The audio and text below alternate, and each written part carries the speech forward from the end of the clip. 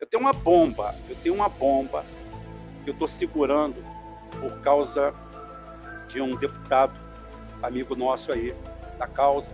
Eu estou segurando e eu falei na segunda-feira e está todo mundo me pressionando.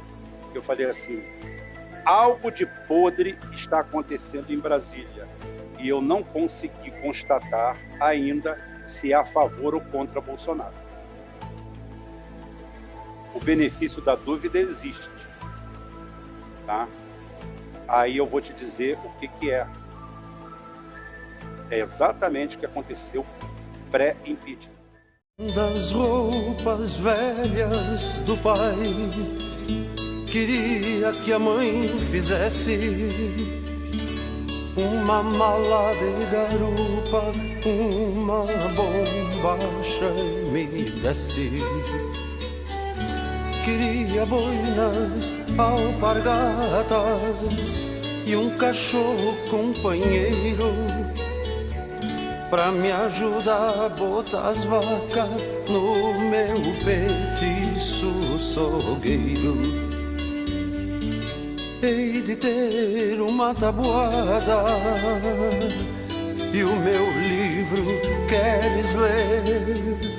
Vou aprender a fazer contas e algum bilhete escrever pra que a filha do seu Bento saiba que é... E agora eu já chamo o Rubem Gonzalez para conversar com a gente. Rubem, a gente tem um tema aqui que você sugeriu, que é a esquina, né, a ligação entre a segurança pública e a guerra híbrida, mas você que já está na sala há muito tempo, estava ouvindo a conversa, eu queria que você lembrasse sua tese de que, falando das circunstâncias, de por que era tão importante ter aderido àquela proposta do Putin naquela altura para a gente comprar os caças Sukhoi, porque os russos estavam numa condição em que eles ofereceram termos muito vantajosos para o Brasil, e isso aumentaria sobremaneira o interesse da Rússia na situação brasileira e pela manutenção da soberania brasileira quando ela começou a ser assediada pela guerra híbrida, da qual você também vai falar, pelos Estados Unidos. Bom dia, Rubem, bem-vindo mais uma vez ao Duplo Expresso.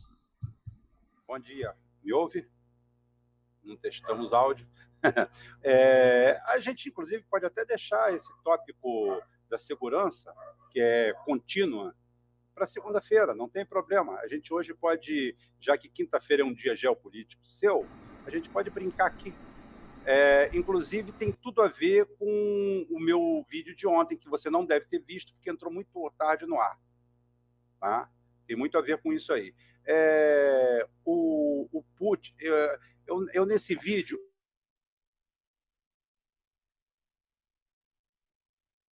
Opa, tivemos um pequeno problema de sinal, de repente será que alguém ligou para o Rubem Gonzalez? Ou será que é a guerra híbrida e o pessoal já está tentando derrubar a nossa comunicação? Não, não é possível, já derrubaram o Rubem na segunda, ele deve estar voltando aí daqui a pouco, assim eu espero. Você está assistindo o Duplo Expresso nessa manhã de quinta-feira, 6 de junho de 2019. Infelizmente, o Rubem Gonzalez não voltou até agora. Será que acabou a bateria dele ou será que cortaram a internet dele de novo? Olha, se cortaram a internet dele de novo, aí eu só posso acreditar que a guerra híbrida chegou lá em Itaboraí, onde ele está. E o pessoal está monitorando quando ele entra no programa e derruba, porque foi exatamente o que aconteceu na segunda-feira. Olha, tá puxado, hein? Tá puxado. Eu vou aguardar aqui mais um pouco, tentar segurar. Deixa eu ver se o York já conseguiu algum contato com ele. Ou se ele mandou. Deixa eu ver aqui, ó. Ah, peraí, ó. Ele mandou aqui, ó. Segura. Eu acho que tá...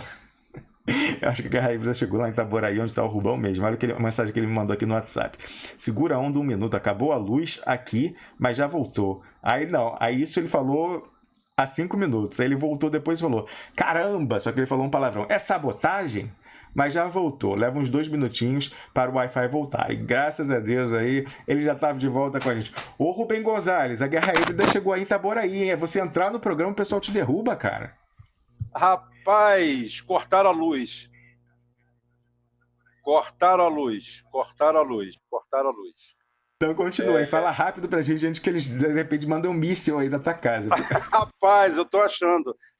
Não, isso aí, eu não acredito na teoria da conspiração nesse ponto. A guerra híbrida, ela tem braços longos, mas não chega a esse nível, não. É coincidência mesmo.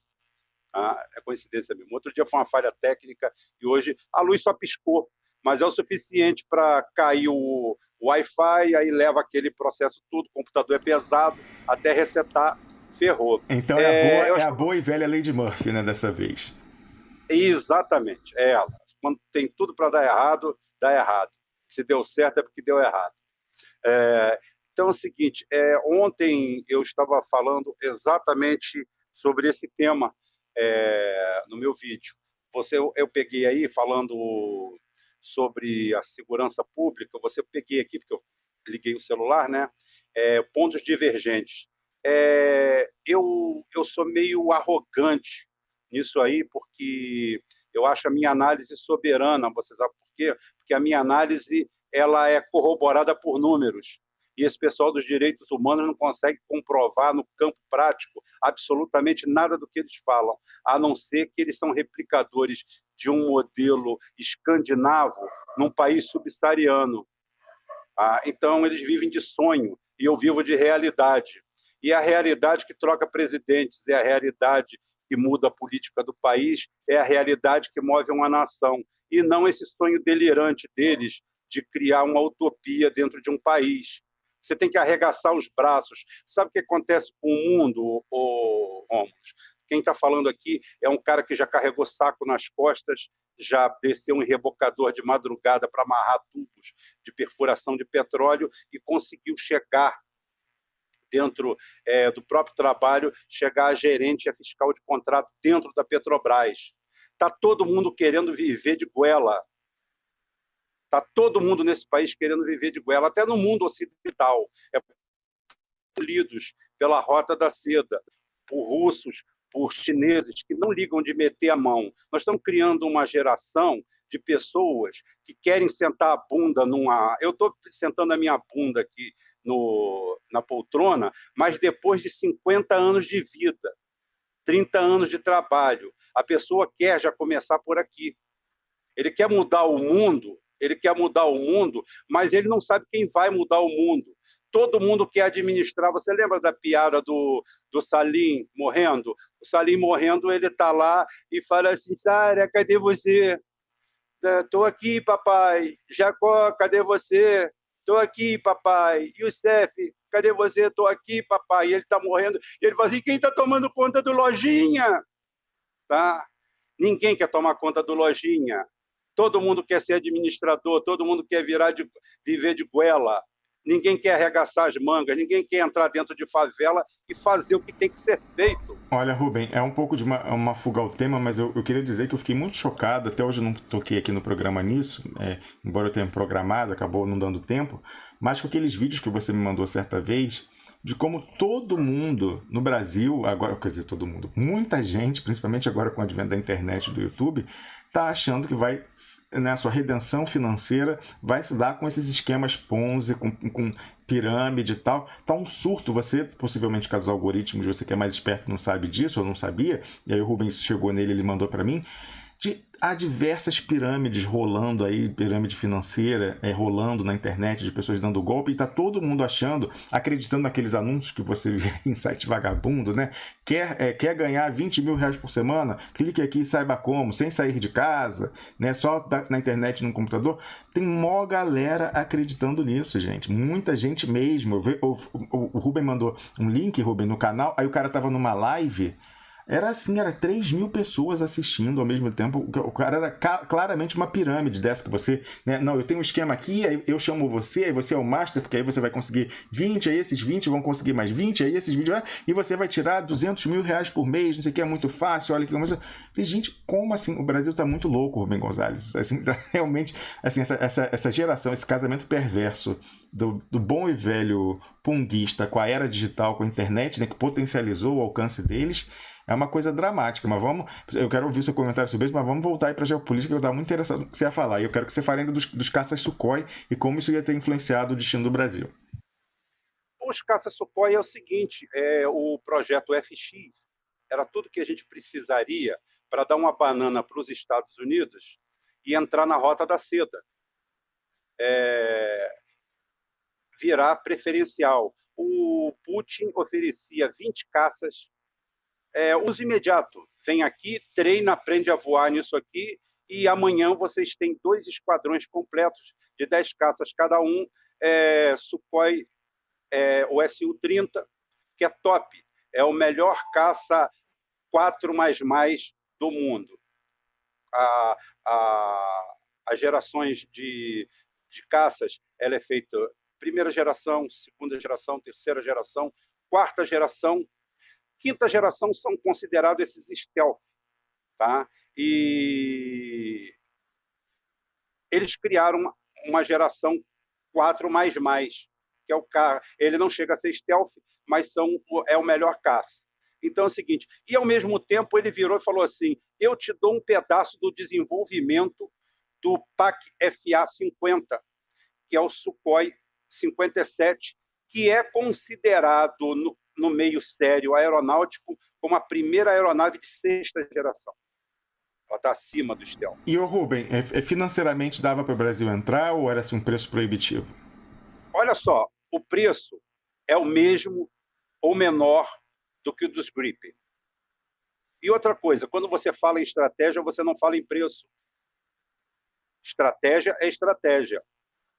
Isso tem tudo a ver com o meu vídeo de hoje. Eu pergunto isso, Rubem, porque na época tinha muita gente fazendo lobby e a Eliane Cantanhede, que costuma ter fontes nas Forças Armadas e publicar, mas um pessoal não muito nacionalista, ela falava isso, não, o Brasil, a visão da FAB é que o Brasil não precisa de uma Ferrari nos céus, eles podem se dar com um Fusquinha. Aí, então, em tese, o que teria pesado teria sido essa questão financeira para os caças Gripen, que sabidamente não tem nem a autonomia que um caça desse tem, né? Enfim, autonomia de voo e muito menos o poder, né, de dissuasório dessa esquadrilha aí que a gente teria, né, Rubem?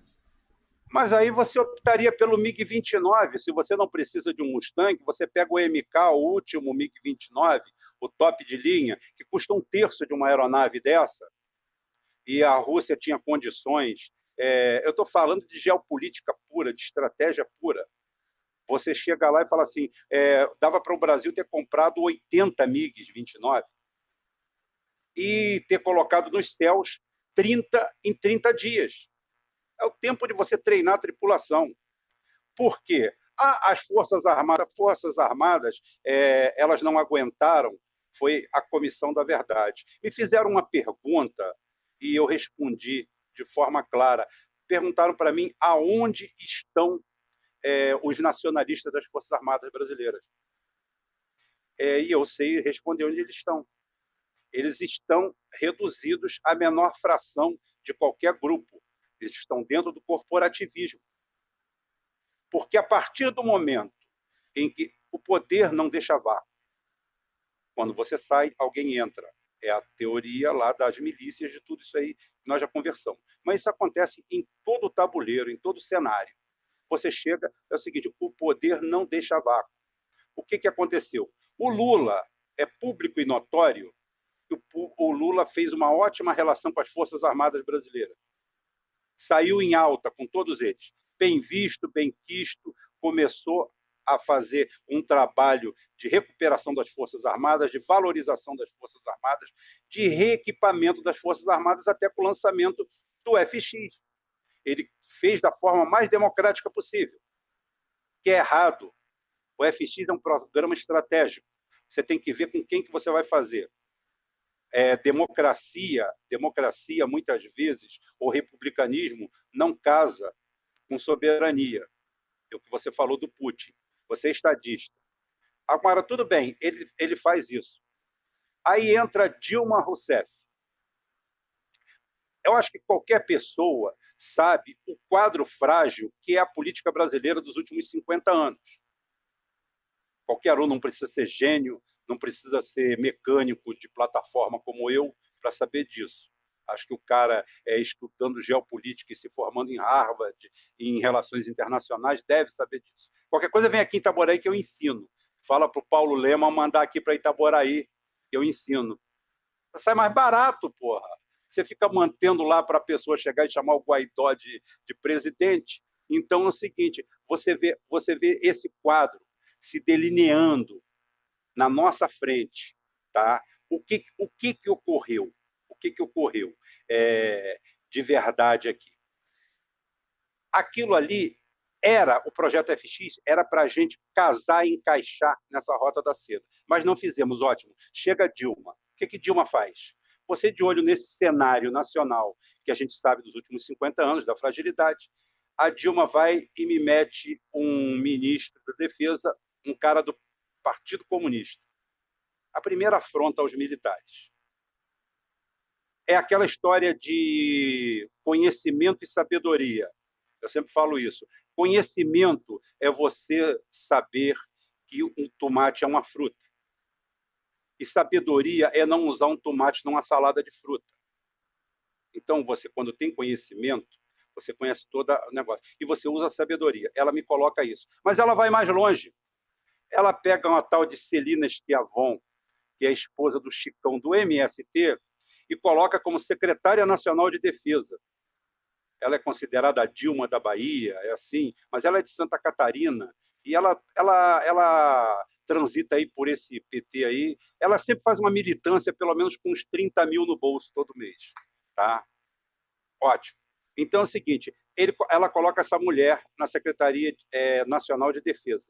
Ela, inclusive, foi ela que assumiu a cadeira lá do Lula, quando a Dilma arrumou aquela esparrela para o Lula, com escuta ambiental, que até hoje nunca foi explicada. Por que havia escuta ambiental no lugar?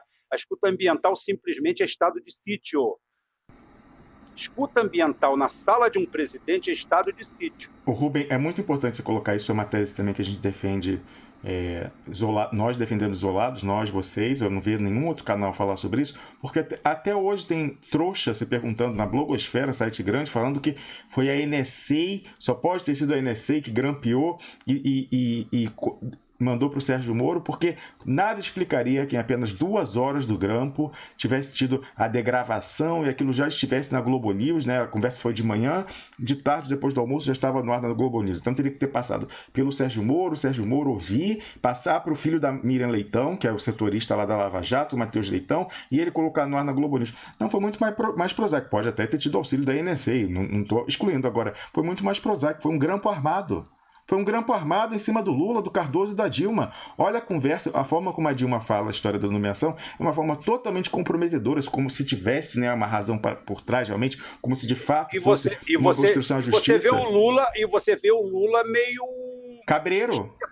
Estupefado. Isso. Meio assim, não estou entendendo o que você está falando. Isso, exatamente. Tá. Aí, lógico, se é um flagrante armado, um grampo armado, o cara vai e fala, gravei na mesma hora, já pegou a gravação, como você falou, um grampo ambiental, em que você ouve o telefone chamar, não se ouve em grampo o telefone chamar, gente, já começa a gravar quando é ligação, você ouve o telefone chamar, falar lá com a mulher do Instituto Lula, que passa a ligação, não sei o que e tal, aí depois disso, logicamente, que você gravou, você já fala, se bobear, nem passou pelo Sérgio Moro, se bobear, o Cardoso já mandou diretamente para o filho da Miriam Leitão, lembrando, aliás, teve uma falta funcional que o Sérgio Moro tinha que ter sido aposentado compulsoriamente ali, porque, segundo a narrativa oficial do Matheus Leitão, filho da Miriam Leitão, ele teria usado, informado pelo Sérgio Moro, o login e a senha funcionais do Sérgio Moro para acessar a rede interna da Justiça Federal, e assim ele teria baixado o áudio e passado para a Globo News. Então você já tem uma falta funcional gravíssima ali. Olha só.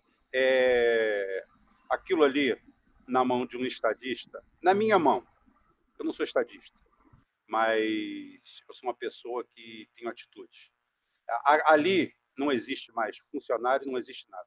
Ali simplesmente é estado de sítio. Ali é estado de sítio. Rubem, eu só queria complementar, eu quero ouvir o que você vai falar, mas eu quero complementar o seguinte. Sabendo, como sabemos hoje, eu tive essa informação de pessoas que acompanham o processo, que quem planejou a operação de condução coercitiva do Lula em março, acho que 6 de março de 2016, não foi o Sérgio Moro, não foi o Dallagnol, foi o José Eduardo Cardoso, de dentro do Palácio do Planalto. Ele planejou aquela operação, todo mundo que está dentro do processo sabe disso, e ele foi confrontado, Rubem, e confessou isso no sindicato no dia da prisão do Lula. Ele foi confrontado e teve que confessar porque as pessoas sabiam. Então, olha, todo mundo mais alto no PT sabe disso. Como que essa pessoa não foi expulsa do partido até hoje? Como que a Dilma Rousseff segue falando pelo partido até hoje? Então, assim, é um comprometimento muito grande. Mas o que você ia fazer, Rubens, se tivessem te grampeado dessa forma? Eu simplesmente declarava estado de sítio, arguía a Lei de Segurança Nacional 7170, prendia o Sérgio Moro em flagrante, prisão militar, porque as Forças Armadas são prerrogativas do chefe de Estado, é do Executivo. Tem gente no Brasil que acha que as Forças Armadas é um quarto poder. O vício, o vício comportamental da ditadura leva as pessoas a pensarem por que os militares não fizeram isso? Porque os militares institucionalmente não podem fazer nada disso. Eles não podem ter essa atitude. Então é o seguinte, eu prenderia todo mundo, explodiria a Lava Jato, se necessário for, fecharia o Congresso, acabou. É estado de sítio mesmo. Erdogan. Estou sob golpe. Estou sob golpe. E vou para embaixo da asa do Putin e falou, vem que tem. Acabou. É o Brasil, não estamos falando da Venezuela, não. A Venezuela tem um PIB que 5 vezes ou 6 vezes menor do que o do Brasil. O brasileiro não sabe a importância que o Brasil tem no mundo. O brasileiro é um nécio, é um idiota, é um imbecil. O brasileiro médio, esse idiota que está aí, que agora virou, boa parte viraram neopentecostais, viraram jegues religiosos, imbecis, idiotas. Eu explico isso no meu vídeo hoje, falando da importância do petróleo no mundo. Não acredita em célula fotovoltaica, não. Não acredita em ventiladorzinho de geração eólica. Os próximos 200 anos, quem manda no mundo ainda é o petróleo. É a energia de verdade. Tá? Aí o que acontece? Você chega agora, você simplesmente desnacionaliza o petróleo, entrega para os outros. E o pior, se o nosso refino fosse 2 vezes mais caro do que lá fora, você teria que continuar refinando aqui, porque é estratégico. Você vai mandar o petróleo para os Estados Unidos e você vai lá comprar. Hoje, dá licença, me dá um tanque de gasolina aí, vim com a latinha aqui. Eu te mandei o petróleo, agora me dá uma latinha, enche aqui, bota R$20 aqui que eu vou levar. Ótimo, está tudo bem, ele tem gasolina para vender, só que amanhã ele não tem gasolina para vender porque ele está precisando. Ele fala assim, sorry, tá? No oil. Acabou, não tem. E você não tem refinaria para fazer isso. Então é o seguinte, ali, mas o golpe, o Zé Galinha, que eu chamo ele de Zé Galinha, o Zé Galinha é o seguinte, ele tem uma participação melhor ainda. Ela acontece em 2012. Em 2012, nós temos o balão de ensaio. Qual é o balão de ensaio? O pessoal entra no escritório particular do Lula, no centro de São Paulo, não sei aonde foi, não sei se foi no centro de São Paulo, entra, a Polícia Federal enfia o pé na porta, joga abaixo. Se eu sou a Dilma e afilhada política do Lula, eu boto todo mundo na rua. Política é para os fortes. Política é para os fortes. Quem foi o delegado? Vai para Ji-Paraná amanhã. Todo mundo na geladeira, todo mundo no inferno. Quem foi o juiz que fez? Chama o STF, chama o ministro da Justiça e fala assim, olha só, eu quero providências. Isso daí é o seguinte, aquilo foi o balão de ensaio. Aí você sabe o que o José Galinha, ele passou, acho que se não me engano, no ano de 2013, ele foi 2 vezes só no Ministério da Justiça. E mesmo assim, pegar a amante dele, que ele colocou lá com um DAS de R$17 mil, tá? Que era a amante dele, e para pegar ela. Ele não pisava lá, ele estava enriquecendo o fraco currículo dele de rápula e letrado, que ele era procuradorzinho de prefeitura, na Espanha. Ele viajava, ele passava a semana inteira na Espanha. Um nababo nas asas da FAB. Vai ver quantas horas de voo ele tem nas costas da FAB. E a mídia, o PIG, a praga, o negócio. Vê qual foi o dia que a mídia denunciou ele. Quando foi que ele foi denunciado? Aí, quando ele volta, em Brasília, testemunha ocular, me fala que ele estava no corredor. Ele pensou que era quem? Ele é o Lula. Logo depois dessa ação de 2012, ele pensou que era quem? Que ele tinha algum poder, o poder dele já era. Rindo, numa roda, para todo mundo ouvir. Ele se vangloriando, se jactando de ter botado a porta do Lula abaixo. E o resto é história. Ô, Rubem, todo mundo sabe disso. Quem conversa com o interlocutor em Brasília, você tem essa testemunha ocular que ouviu isso, eu também já ouvi coisas parecidas, e eu estou dizendo que hoje é sabido, e ele foi confrontado no sindicato e teve que admitir que quem planejou tudo, a história de leva para Congonhas, aí vem o avião de Curitiba para levar, quem planejou tudo foi ele, da condução coercitiva de março de 2006. Então, sobre a questão do grampo, Rubem, eu não quero que as pessoas acreditem na minha palavra ou na sua. Eu não vou tocar o grampo aqui, mas é só você na internet jogar lá no Google grampo. Eu vou botar só o início. Você botar grampo Dilma Lula, e aí você, logicamente, que a maior parte que você vai achar são sites de direita, como esse que eu vou mostrar aqui, foi o primeiro resultado. Mas eu quero que você preste atenção. Eu não vou tocar a conversa deles dois, porque demora, né? Primeiro quem atende é o Moraes, que é o segurança, aí vai chamar o Lula e tal. E que você vê, o vídeo é longo, são 9 minutos, mas você vê claramente que a gente está falando que quem fala algo que ao que poderia ser dado uma interpretação desfavorável é a Dilma. O Lula está totalmente assim, sem nem se cabreiro, sem sequer entender o que ela está falando direito. Então, quem arma o flagrante é a Dilma Rousseff. Mas eu vou botar aqui só para você ouvir o telefone tocando e ver que isso foi um grampo ambiental, não foi um grampo realizado por escuta judicial, como eles tentam fazer crer. Ó, vamos lá. Ela quer falar com o Lula. Ah, não, peraí, você já atendeu. Vou voltar para o início.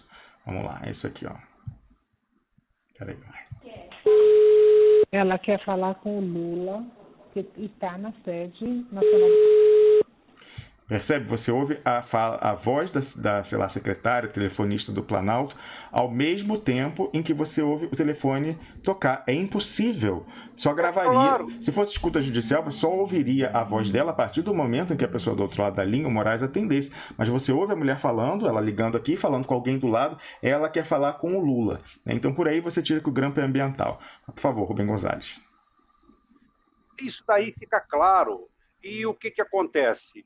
O Putin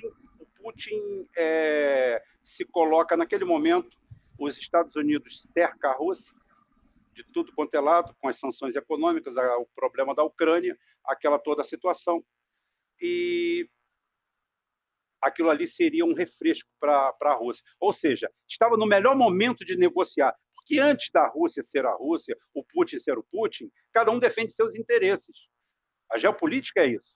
A geopolítica é o que eu falei para um amigo lá no grupo. Falei, a geopolítica não usa sangue, usa refrigerante nas veias. Aquilo ali é gás refrigerante. Ali ninguém esquenta. Porque é o que você até citou anteriormente. Ninguém vai colocar a soberania do seu país, toda a estrutura do seu país, em jogo por um terceiro país, a troco de nada. Tudo isso aí é feito um cálculo, existe um tabuleiro de engenharia geopolítica para ver o que aquilo ali vai impactar e qual o resultado daquilo ali. Então, é o seguinte, era o melhor momento de negociar com a Rússia. Tanto é que ela fala assim, não, vocês e a Índia, BRICS, vocês entram. Aí ela vai lá e compra o Gripen.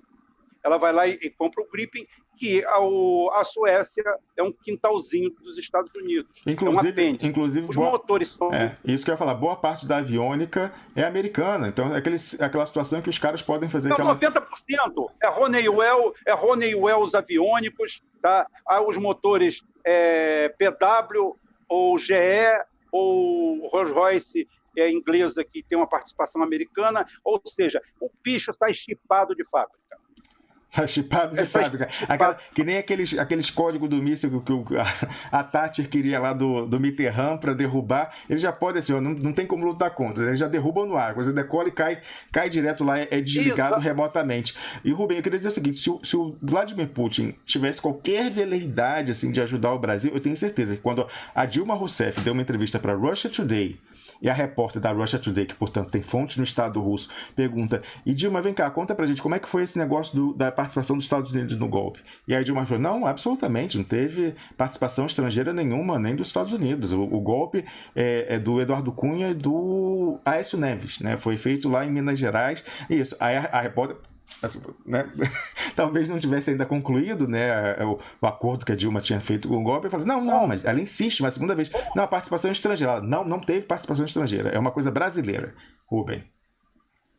Rômulo, uma juíza de primeira instância de Brasília proibiu a Dilma de falar na ONU em golpe. Eu coloco essa juíza em cana na hora, eu jogo ela no presídio militar, eu mando uma guarnição do Exército lá, você esteja presa. Você está falando com um presidente da República. Quem é você? Quem é Sérgio Moro? Um juizeco. Agora quebraram o Sérgio Moro. O Sérgio Moro é um caipira iletrado, destemido, que não tinha nada a perder.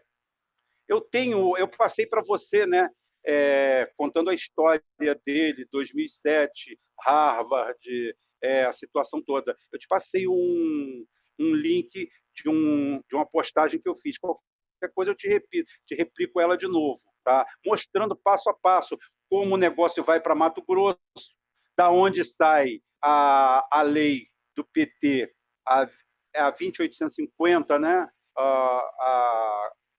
Esqueci o número da lei, que é a lei da delação, a que mantém o Lula preso, a que jogou o Lula na cadeia. Ela é aprovada em 2013.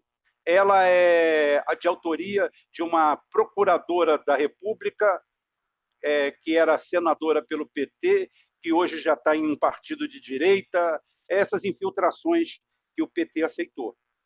Tá? Então é o seguinte, isso daí está tudo claro, isso daí está tudo transparente. E agora é o seguinte, o Putin Rubem, hoje antes de você só falar não quer nada com o Brasil porque não tem interlocutor. Exatamente. Antes de você falar do Putin, eu quero dizer assim, mais uma vez, não acredite na minha palavra, não. Ouça a Dilma Rousseff. Eu vou colocar aqui, nessa época ainda era o meu blog antigo, mas eu pedi para o York colocar aí nos comentários, no chat, o link para esse artigo em que você vai ver duas publicações estarrecedoras quando a Dilma Rousseff, em maio de 2016, fala isso, que não tem nenhuma interferência externa no golpe no Brasil. Ela fala isso, essa entrevista da Russia Today, em que a repórter insiste na pergunta, depois de saber que ela estava mentindo, e embaixo, depois disso, à luz disso, um programa feito pela Spam TV, né, que é do Irã, dedicado aos países de língua espanhola, e o título... O título é muito sugestivo, que eu vou abrir para você ver, é assim, ó, o que pode estar por trás disso? Dilma Rousseff, medo ou ameaça? Os iranianos também são bobos, ou então é cooptação também, aí falar para os ayatollahs, de repente é cooptação, não é? Pode ser medo, ameaça ou cooptação, de repente agora, lá atrás, enfim, isso é o que resta, refletir, mas tá aqui se você quiser ver esses dois vídeos e tirar por você, tá aí já no chat o link, e até você pode buscar no Google, no meu blog antigo, eu boto aqui o título só para falar pro pessoal, ó, esse aqui, ó, eu tenho 24... Eu tenho arquivado. Ah, não, na verdade não. Ó, isso aqui está no Duplo Expresso. Então, esse aqui a gente já tinha criado o site. Então, se você for lá duploexpresso.com e colocar mudança de regime, eu só tinha replicado aqui no meu site antigo. Então, é só colocar lá em duploexpresso.com, mudança de regime proclamada a juristocracia. E agora? Que, logicamente, isso aqui foi na sequência do julgamento lá no TRF4, em que ali eu vi que não tinha jeito, que tinha que ir para o pau ali. Se alguém tinha alguma dúvida, eu achava que tinha que ter ido para o pau antes também, como você, Rubem. Mas agora, se alguém tinha uma dúvida e estava de boa fé, naquele dia em que foi o 3-0 no TRF4, acabou qualquer dúvida. E mesmo assim, a gente viu o que aconteceu. Então, não acredite na gente, vá você lá do duploexpresso.com e procure esse artigo que você vai ver esses vídeos da Dilma Rousseff na RT e depois da TV do Irã falando que ela estava certamente sob chantagem, ameaça. Eu não sei, de repente era cooptação, Rubem Gonzalez. Cooptação, com certeza. O aparelho repressor que a Dilma entrou na final da década de 60, começo da década de 70, atletas olímpicos com físico avantajado duravam uma noite. Segundo consta a mitologia dilmística, ela resistiu 6 meses a bárbaros processos de tortura diário e não tem sequela nenhuma. Fantástico. É um processo assim fenomenal. A pessoa fica 6 meses num lugar sendo torturada barbaramente todo dia, aonde a pessoa entrava de manhã e à tarde já estava morta, porque os caras foram bem treinados para fazer aquilo ali. Se chama desmontagem humana. Eles trabalham num processo, inclusive, ético demais, porque isso foi criado por médicos, né? Esse processo de selvageria, de tortura, os pontos nevrálgicos foram dados por médicos. São médicos que participam disso e fazem esse mapa para mostrar onde dói mais, aonde o cara sofre, aonde tem isso aí. Tá? Rubem, então, e para a gente concluir... Para a gente concluir esse parêntese sobre a Dilma Rousseff, eu não me canso de repetir aqui. A Cristina Kirchner, nesse ano, quando a filha dela foi diagnosticada com uma doença grave, ela mandou se tratar em Havana. A Dilma Rousseff, no início do ano, sumiu e ela fez constar na imprensa, plantou que ela foi tratar do coração nos Estados Unidos. Não sei se ela foi de fato tratar do coração, mas se tiver ido, ela não representa nenhuma ameaça para o Império Americano, porque ela coloca o próprio coração dela tratando dos Estados Unidos, segundo a versão dela própria. Já a Cristina Kirchner, para sua filha, ela manda para Cuba. Mas, Rubem, vamos voltar para o Vladimir Putin aí. Não, e o Putin é o seguinte, o Putin hoje, ele não tem interlocutor. Inclusive, deixa eu te dar um adendo aqui, eu vou fazer uma defesazinha aqui, como eu falei assim, eu estou Ciro, eu estou aberto. Tá? Hoje eu acho que dentro do quadro atual, de quem está solto, de tudo, como a situação que se apresenta, o Ciro seria um negócio. Agora, a gente conversou isso, até nós, eu vou expor aqui uma coisa particular entre a gente, mas que não tem segredo nenhum. A situação... Por que Ciro, naquela live que ele fez, que eu até critiquei, ficou puto e falou com Lula? Porque quando Lula marca o encontro com o Lupe, e que nasceu de uma situação entre eu e você, fomos nós que jogamos isso. Quando o Lupe vai lá, eu tenho o resultado da reunião. Estou falando aqui, e você pode realmente falar, eu tenho o seu telefone e não falei para isso você particularmente. Estou falando aqui em primeira mão, para todo mundo do Duplo Expresso e para o pessoal do meu grupo que acompanha aqui. É o seguinte, o Lula já tinha sido cantado. E o Lula recebe o Lupe friamente. Fora daquele quadro primeiro que a gente tinha conversado. Aquela história que você já falou da aliança, ele começa a aparecer porque a turma se antecipou a esse movimento do Lula e foram lá oferecer uma caixa de bombom e uma corbelha de flores para ele. Calma, Lula. Vem com a gente que nós não somos nada disso. Rubem Gonzalez, olha só, o que você está falando encaixa perfeitamente com o que a gente conversava aqui na primeira hora. Por isso que eu abordei agora. Moia. Achei muito certo. Pois é. Porque e você pode confirmar que eu estou falando para você em primeira mão.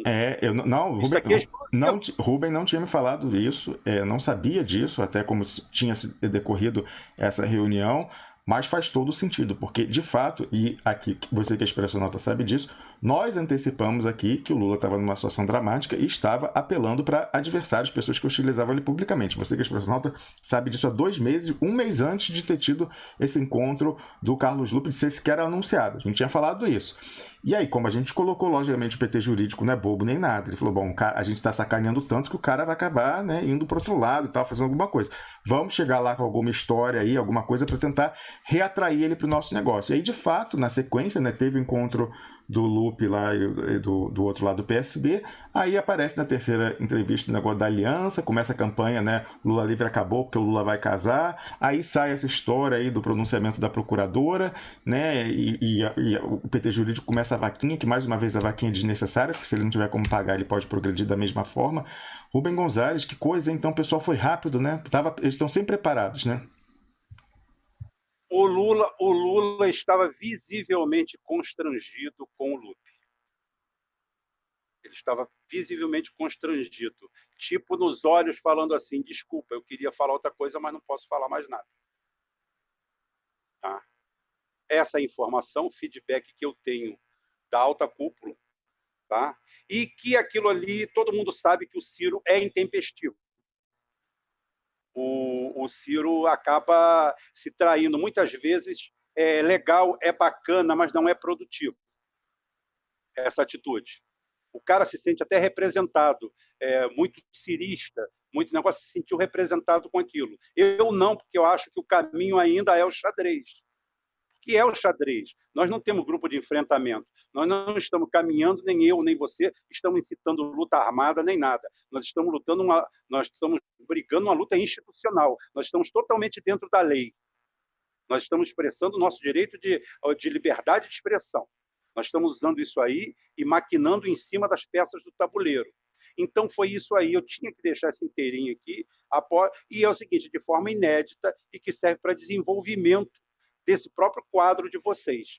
E é o seguinte, é o que eu falei, a geopolítica, antes de tudo, é uma atividade que, quanto mais científica, mais técnica ela é, mais ela se aproxima de um resultado plausível. Hoje, o Putin não tem interlocutor aqui. Hoje, para a China, está tendo uma reunião de cúpula O meu vídeo é esse. É a nova reunião de cúpula mundial. Esquece os Estados Unidos. O Donald Trump está, me parece, a visita dele da Inglaterra dá uma comédia do Monty Python. Vergonha Ele parece alheia. aquele Frank Drebin, parece o Frank Drebin do Corra que a Polícia Vem Aí. Ele dormiu você viu ele dormindo com a rainha discursando? Tá certo, aquela rainha Matusquela falando é foda.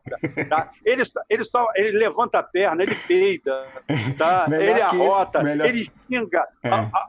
Melhor que isso, Rubens, só que nos anos 90, eu não sei se foi final dos 80, 89, se já era 90, que o Bush pai era presidente, ele estava num jantar de Estado no Japão, aí ele passa mal, vira, o primeiro-ministro do Japão do lado dele, ele vira e vomita no colo do primeiro-ministro do Japão. Tá quase nesse nível o Donald Trump. Mas é bom você abordar essa reunião, Rubens, porque eu tenho um pedido especial, que é a ordem aqui, que é de Patrícia Vauquier, pedindo justamente para você encaixar na história China também. A Patrícia deve ter assistido o vídeo já.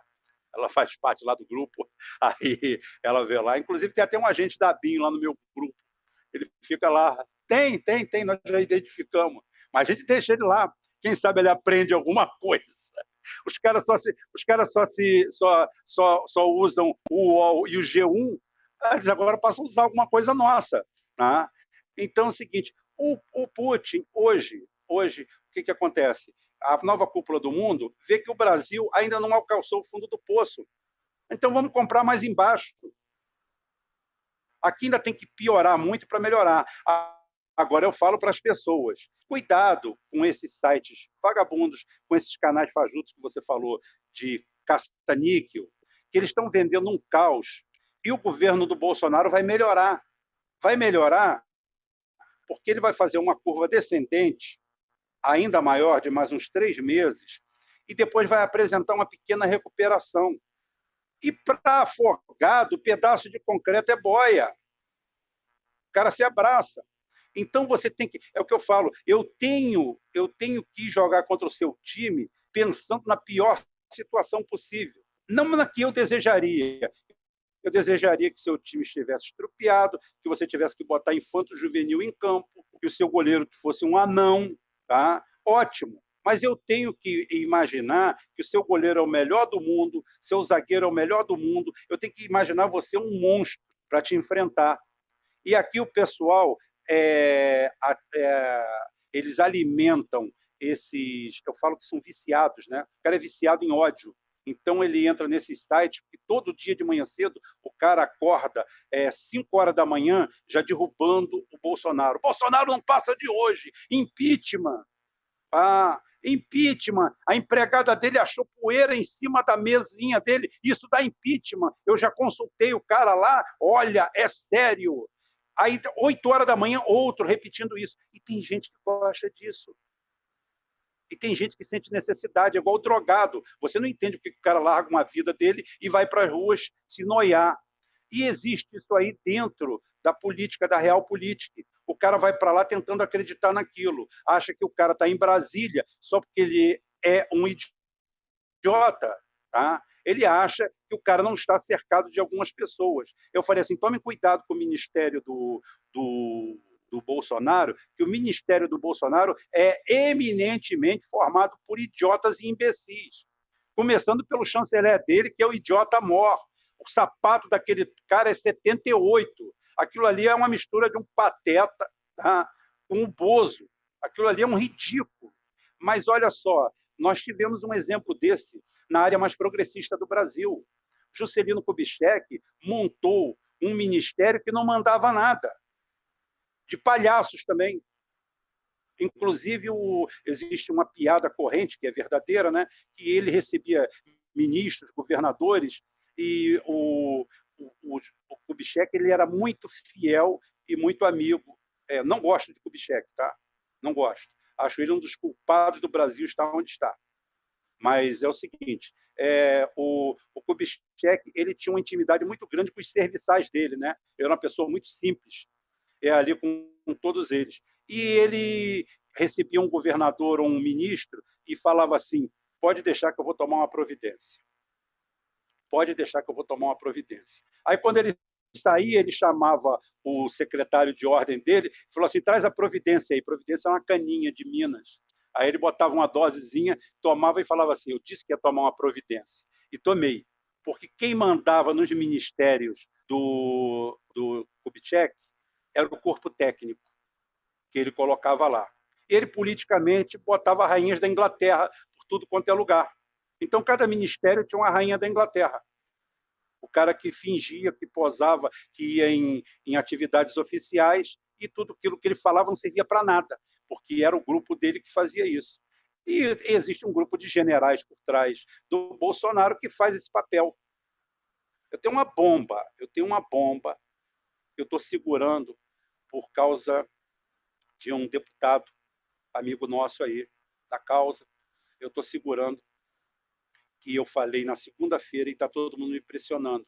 Eu falei assim, algo de podre está acontecendo em Brasília e eu não consegui constatar ainda se é a favor ou contra Bolsonaro. O benefício da dúvida existe. Tá? Aí eu vou te dizer o que é. É exatamente o que aconteceu pré-impeachment. No pré-impeachment, houve 3 ou 4 sorteios da Mega Rubem, Sena. deixa eu interromper você, porque eu quero chamar a atenção de você que está ouvindo, que é muito importante. O Rubem Gonzalez vem acompanhando isso há anos, quietinho, que era para não ficar, né, coletando as provas. Ele já tinha me falado isso em off, mas eu falei que eu ia aguardar, porque o Rubem que sabe qual é o momento adequado de revelar, e ele está identificando a repetição de um padrão, que foi o que a gente viu em 2016, na época do impeachment. Conta pra gente, Rubem, essa bomba aí. Olha, em 2015, 6 meses antes do impeachment, começou o acúmulo de prêmios da Mega Sena. Até que em novembro de 2015, deixa eu ver aqui, acho que foi o prêmio 1764, de 205 milhões. Primeiro que quando foi feito o sorteio, a Caixa botou no ar, acumulou. E 15 minutos depois apareceu um ganhador. Esse ganhador foi uma aposta única do Lago Sul, deve ser uns 200 metros da casa do Eduardo Cunha, mais ou menos, tá? De uma lotérica que, inclusive, o dono dela se chamava Youssef. São pessoas ligadas normalmente ao comércio de frutas e leguminosas, né? Com esse nome. Tá? O pessoal é isso aí, é varejista. Então é o seguinte, 205 milhões, e ficou dito pelo não dito que esse prêmio é aquele que o cara faz, mas não vendeu o bolão, e ficou para a loteria. Acho que ficou para ele mesmo. Aí é o seguinte, aí no final do ano acontece, acho que no 1775, que é o bolão da virada, 6 apostas ganhadoras, eu acho. 3 apostas ganhadoras vieram do Espírito Santo. Olha, eu queria um matemático aí para ajudar a gente. Mas não precisa de matemático não, Rubem. É Espírito Santo, uma intervenção divina direta, ué. Por isso, por causa do nome do Estado. Pai, Filho, Espírito Santo e o Amém. Olha só, é a Santíssima Trindade, né? Foram os 3 prêmios para o Espírito Santo. Um dos estados que menos número de apostas tem, consegue acertar 3 números, 3 sorteados em municípios diferentes. Rubem... Aí tem mais outro acumulado, ou seja, no total, 400 milhões, mais ou menos. Rubem, eu sempre acho curioso, desde os governos do Lula e Dilma, como o PMDB, né, o PMDB, esse que a gente conhece agora, MDB, sempre fez questão de ficar com a diretoria de loterias da Caixa Econômica Federal. Altruísmo, altruísmo. E, inclusive, na Lava Jato a gente ficou sabendo, mas você vê que parou a Lava Jato de ir para esse campo, né, largou essa área, mas quem era o dono e nomeava a pessoa, primeiro que já tivemos como diretor de loteria, jogos e loterias da Caixa, o Moreira Franco, notório, já foi também, mas ultimamente era feudo do Eduardo Cunha, né? E aí começaram a investigar isso, Rubens. Não sei se você lembra disso na Lava Jato quando foram atrás dele, mas a Lava Jato, misteriosamente, o Sérgio Moro, não, a gente sabe por quê, né? Dario Messi, a senha Dario Messi. Que o Sérgio Moro se contentou, e o Eduardo Cunha não vai reclamar disso, que o único crime, o Rubem Gonzalez, que o Eduardo Cunha cometeu na longa vida, trajetória pública dele, desde lá de Telerge, lá atrás, o único crime que ele cometeu, que o Sérgio Moro se interessou, foi um negócio de um bloco de petróleo no Golfo do Benin, um negócio da besteira, assim, que é para pagar uma tarde de compras da Cláudia Cruz na Champs-Élysées, na Place Vendôme, nas joias, que a gente viu, o Sérgio Moro publicou lá numa decisão o cartão de crédito dela. Uma tarde na Place Vendôme, ela gasta o que supostamente ele recebeu no Golfo do Benin. Não tem mais nenhum problema jurídico, o Eduardo Cunha. Interessante. É isso que agora foi pro Rio, né? Aí voltou, tá no noticiário. Mas, quer dizer, o Eduardo Cunha tinha muito interesse nessa loteria da Caixa. E aí, lembrando desse mesmo PMDB, a gente tem que lembrar do Gedel Vieira Lima, que, né, foi famosamente encontrado aquelas malas com notas novinhas, né? Ali no maço de notas de 100 reais. Econômica do prêmio da Mega Sena. Exatamente, Rubem. Eu ia te falar o seguinte, por que ninguém nunca foi atrás da numeração daquelas notas, né? Todas ali virgens. Olha só, eu pergunto o seguinte, o nosso nobríssimo ministro da Justiça não disse que basta a gente ir atrás do dinheiro que a gente acha? Então é o seguinte, vamos atrás do dinheiro do Youssef, que ganhou em 2015 205 milhões. Onde está esse dinheiro hoje? Está em investimentos, né? Qualquer cidadão pode ser investigado. Você pode falar isso para mim. Eu sou mecânico, você é advogado. Tá? Então é o seguinte, qualquer cidadão pode ser investigado. Eu nunca fiquei de mal com um policial porque ele me pediu documento na rua, ele está no trabalho dele. Eu pego o documento do carro, apresento a minha carteira de motorista, ele me deseja boa viagem, eu desejo bom trabalho e ficamos todos amigos. Tá? Ninguém tem ninguém. Então é o seguinte, onde estão os 200? Aí, o que acontece? A questão de umas semanas atrás saiu um prêmio de 280 milhões. De 280 milhões aqui para uma aposta eletrônica feita na internet. Quem ganhou? Ninguém sabe. Qual estado? Ninguém tem a mínima ideia. E ficou tudo por isso mesmo. E atenção, ontem acabou de acumular de novo o próximo prêmio de 80 milhões. Os números sorteados foram... Deixa eu ver aqui, acho que eu anotei em algum lugar. Os números sorteados foram 31, 33, 34, 35, 39 e 48. Todos na casa de Jesus Cristo, todos próximos a Ele, a Santíssima Trindade. Tá? Então é o seguinte, o padrão está se repetindo, a arrecadação de dinheiro está sendo feita outra vez. Para quê? Não sei. E eu vou dar um aviso para o Bolsonaro, presidente do meu país, com todas as patuscadas que ele faz. Cuidado, que os indícios que eu tenho que é contra ele, não é a favor. Não sei se é a favor ou contra, mas eu estou sabendo que os indícios que seria contra. Seria esse grande grupo chamado Centrão que está por trás disso. Mais uma vez. Eles precisam de capitalização. Até porque os deputados brasileiros, os congressistas brasileiros, são muito baratos. Eu estava falando aqui na primeira parte, Rubens, não sei se você já tinha chegado, que tem um ministro aí do Supremo Tribunal Federal que mudou da água para o vinho, né, quando chegou ao STF, e disse, né, até abertamente na imprensa, que ele teve como patrocinadores do seu périplo a JBS. Né? E eu achava, na minha inocência, que o financiamento da JBS tinha sido com o jatinho para ele viajar de estado em estado e fazer lobby com os senadores. Mas não, parece que talvez no jatinho ia junto uma mala. É assim que a coisa funciona. E eu queria mostrar aqui a foto para ilustrar, Rubem, lá no G1, que foi o primeiro que eu achei aqui, das malas lá do Gedel Vieira Lima. Olha só, malas que armazenavam 51 milhões em bunker atribuído a Gedel são entregues ao STF. Salvo engano, eu acho que o Gedel também já foi diretor de jogos e loterias da Caixa Econômica Federal. Você vê como o pessoal deve ser assim... Você vê que eles gostam de trabalho filantrópico, né? O Moreira Franco já foi com certeza. Ele foi... Aí que está a foto, você vê, vou ampliar para você ver que são notas novinhas, né? Os maços ainda enrolados. Ó.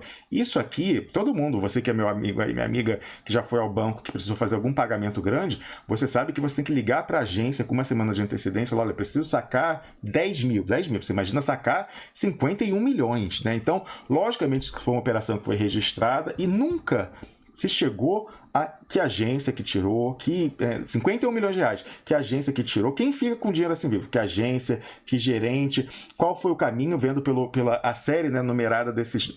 Qualquer movimentação acima de 5 mil reais é comunicado ao COAF. Exatamente. E por que o STF está aqui? Essa matéria está dizendo, né, que foi entregue ao STF aqui no Bunker. Por que o STF nunca revelou, né, esse processo parou, nunca revelou de onde veio esse dinheiro, por onde ele transitou? Eu acho que a sua hipótese é bem plausível, Rubem Gonzalez. Não, o ganhador de 287 milhões agora, 280 milhões, você imagina, né? É 6 vezes aquele valor que está ali na foto.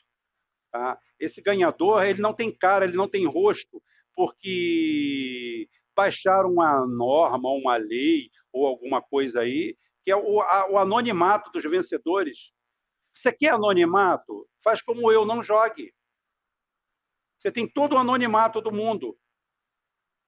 Tá? Eu tenho um projeto de lei para apresentar para esse deputado, amigo nosso, para colocar aí, para acabar com essa farra. Depois eu te conto. Não vou falar aqui agora para não estragar, para ninguém se apropriar da ideia. Tá? Mas eu te falo. E a gente acaba com essa farra. Acaba com essa farra de uma hora para outra. Some tudo. Porque você sabe muito bem que a gente fala em bilhões, mas são numerários. Você chega para um cara que tem um patrimônio, você chega para o Bill Gates, que tem um patrimônio mega bilionário, chega para ele e fala assim, me arruma 100 milhões de dólares hoje em dinheiro. Ele tem dificuldade. O dinheiro vivo em espécie, ele é muito difícil, até para o milionário. Ele tem um conjunto de bens, ele tem um negócio, vale tudo aquilo, óbvio, mas é um dinheiro contábil. O dinheiro físico, para você comprar o pilantra ali na esquina, aquele dinheiro que flui, que é o dinheiro físico, esse dinheiro é difícil. E isso daí é uma das formas dele aparecer, sem comprometer ninguém, sem sair de lugar nenhum. O cara tem o benefício, tá? Um manto da invisibilidade. Não, eu ganhei 50 milhões. Um dos últimos caras que eu vi ganhar foi o meu vizinho aqui, aquele que a viúva matou ele. Ganhou 50 e poucos milhões, efetivamente. Está encalacrado até hoje a ação dele ali. Tá? Mas depois que entrou essa turma, o negócio ficou feio. E, lamentavelmente, esse pessoal teve vida mansa exatamente nos governos do PT para cá. Porque eles quiseram isso aí, como eu falei, é trabalho de filantropia. E agora o padrão se repete. O padrão está se repetindo da mesma forma. Estão juntando 400, 500 milhões para alguma coisa. Porque o que eu falei, o congressista brasileiro é muito barato. O cara vende o apoio dele numa situação... Se eu fosse bandido, acho que um bandido tem que ser bandido SA. Ele tem que trabalhar como uma empresa. Tá? Aí, quando eu falo, você tem que se despir da moral quando você analisa o bandido. Você tem que ter empatia, você tem que entrar na pele do bandido. Se eu sou bandido e você, Rômulo, vem aqui e fala assim, olha só, você vota a favor do meu negócio lá, mas peraí, você vai ganhar 15 pi com isso e você está me oferecendo 500 mil? Eu quero 10 milhões. Não, então eu te dou 7, então tá bom, me dá 5. Mas não, o congressista brasileiro aqui, você vende por 200 mil, 300 mil, eles são baratos. Eles no varejo são baratos. Dá para ver a compra da reeleição do Fernando Henrique, foi o maior barato. Era no corredor. Você dava o nome para um cara aqui, você chegava aqui, botava o teu nome ali, e aí você atravessava assim, tinha 20 metros na frente, tinha 5 doleiros. Você escolhia como você queria receber o dinheiro. No estacionamento, tá? Em como? Hoje daria mais ou menos 800 mil a 1 milhão, aquele dinheiro que cada um votou pela reeleição, os 200 votos que ele comprou. Tá? É isso aí. Era escancarado. Escancarado, mas assim, você está falando que eles se vendem barato, mas é porque eles ganham na escala, né? Cada votação importante é 200 mil, o pessoal de grão em grão. Galinha X-Pau. Eu queria lembrar o seguinte, uma das questões que o pessoal está tentando pegar, inclusive nessa, eu acho que eles envolveram diretamente um dos filhos do Lula, que não está envolvido, mas a Lava Jato conseguiu, porque tem uma uma coincidência né, da pessoa acima, que é aquela história da medida, da votação, da conversão da medida provisória de incentivos ao setor automotivo, porque a pessoa que saiu beneficiada, ela tinha um contrato com aquela história de um dos filhos do Lula para fazer promoção de futebol americano NFL no Brasil. E aí falaram, não, então a corrupção foi isso, esse pessoal ganhou o benefício e aí o filho ganhou, que é uma coisa irrisória, né? Pelo menos tinha a ver com uma proporcionalidade, mas por aí eles podem pegar, então a ameaça basta. Mas nessa medida de conversão do setor automotivo e também da NMP do bem, o pessoal falou assim, que tiravam uma grana, assim, sabe, por parlamentar. Então isso é muito comum e o pessoal vai, né, cada votação importante dessa, cobra um pedágio. Não, tudo bem, mas eu estou falando, mas mesmo assim, se eu fosse ladrão como eles, eu cobraria mais. Já que você é corrupto, você tem que ser um bom corrupto. Eu acho que você tem que ser o melhor na sua função, no que você já escolheu para fazer. Tá? Então, se você é Rubem, eu já ouvi que aquela história do Por Deus e pela Família, na votação da Câmara do impeachment, era a senha, que nem máfia, né? Máfia você tem que fazer, né? Tá todo mundo junto no navio.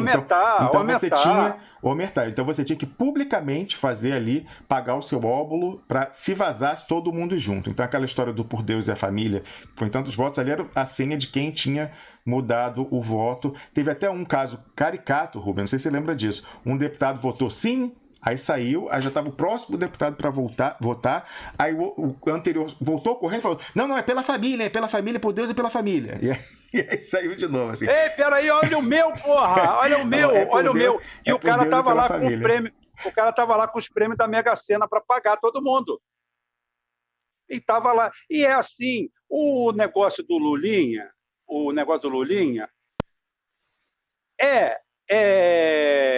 esse da NFL eu acho que não é o Lulinha, não. Eu acho que é o Fábio Luiz. Mas é o seguinte, olha só. Isso daí é censurável a nível ético. Sabe por quê? Porque isso daí acontece nos 5.700 municípios brasileiros. Em todos os países do mundo, né? Todo mundo. Alguém já viu filho de presidente pobre? E assim, eu vou te dizer uma coisa. Em parte, Rubem, com uma pessoa politicamente exposta como o Lula, até é natural que a gente esperasse que eles tivessem, de alguma forma, contado com alguma facilidade pela relação, porque quem quer esse nível de exposição de dar um emprego, ainda mais agora nesse Brasil atual, de dar um emprego para um filho do Lula? Eu falei, ninguém quer uma inspeção da Receita Federal toda semana, né, da fiscalização sanitária e tal, ninguém quer, é uma inviabilização, não tem quem quer. Não, pegaram lepra. Pois é, então realmente são pessoas que de alguma forma, até para sobreviver, de fato faz isso, e é uma coisa que tem todos os mundos. Eu também acho, pode alguém ver nisso um conflito ético, enfim, né, uma coisa tal, mas não tem legal, mas é o suficiente para a Lava Jato pegar e fazer o link, se ela quiser. Então, algumas pessoas perguntam, poxa, por que o Lula está preso? Ele não denuncia, então agora que ele já perdeu tudo, não denuncia o PT jurídico. Ele não perdeu tudo. Ele perdeu o neto e a mulher. Ele tem uma penca de filho, uma penca de neto, e até outros bisnetos que estão fora. Ele pode perder muito mais ainda, Rubem. Eu tenho falado que para as pessoas falam assim, gente, o Lula não está num escritório despachando. Ele está num presídio, ele está preso. Então, tudo que ele vai falar é limitado. E o que ele pode falar também é limitado, é tudo limitado. Não é assim, tá? É o seguinte, eu analiso tudo de uma forma fria. Tudo que está acontecendo aí é um somatório de erros, de infantilidade, de falta de ter do lado uma verdadeira guarda pretoriana. Que a guarda pretoriana sabe o que fazer na hora certa. Cada um entenda isso como bem entender. O cara dos direitos humanos agora está tendo um ataque do coração. Tá? Mas não tem problema. Eu sei como fazer. Poder é algo para ser exercido, ou então você não tem o poder. Não pegue ele. Deixa para quem tem apetite. Tem que ter apetite, tem que ter estômago. E outra coisa, estadista não tem amigo. Estadista tem objetivos. O objetivo é aquilo que eu falei do Putin. Tem 19 marinheiros lá, tem que deixar morrer. Tem que deixar morrer, não tem como. Eu não vou entregar o segredo do meu torpedo, eu não vou entregar... aqueles caras vão entrar lá, vão roubar os códigos nucleares todinhos nossos, por causa de 19 pessoas. Simplesmente o que eu posso dizer para as famílias é que lamento, eles estavam no lugar errado na hora errada. É assim que funciona o mundo. É assim quem vai para certo escalão, para quem se torna estadista. Quando você é um presidente, você não pode mandar parar o carro e ir lá pegar um gatinho que está miando desamparado. Porque é assim que funciona. O mundo é cruel, o mundo é duro. As coisas funcionam assim. E hoje nós temos essa quadro aí. Eu, inclusive, hoje, no vídeo de hoje, eu explico por que é que a Rússia veio defender a Venezuela. Não foi só uma causa humanitária. Não foi só defendendo os investimentos das empresas russas ali, que eu tenho certeza absoluta que os Estados Unidos não iam mexer com isso, com eles. As empresas estavam ali ficariam. Tem algo muito maior por trás disso tudo. E que simplesmente o Putin, numa jogada fenomenal, vai lá e corta as pernas de todo mundo. Porque eu falo uma coisa que ninguém falou, tá? Que eu falo assim, aonde começou a Rota da Seda? Qual foi o ponto aonde você apoiou o compasso para abrir a Rota da Seda? A China faz isso na África. Na África subsaariana, negra, fudida, miserável, morta de fome, extinta, na vala. É ali que a China vai. E a China vai e todo mundo rindo dos chineses. E os chineses estão ali, estão ali, estão ali. Hoje, a África negra é toda chinesa. Eles dominaram o cenário. E ali eles abrem o compasso. Quando eles abrem o compasso, eles estão atingindo a Alemanha, a Itália, a França já está balançada, eu também quero. A Inglaterra está lá com o Frank Trebin peidando na frente da rainha, daqui a pouquinho os súditos veem todo mundo se dando bem, vão falar, bicho, uma banana para eles, para os americanos, farinha pouca, meu pirão primeiro. E o que acontece? Abrem a outra ponta do compasso, aonde atingiram, acabaram de atingir, o México. A Venezuela é estratégica.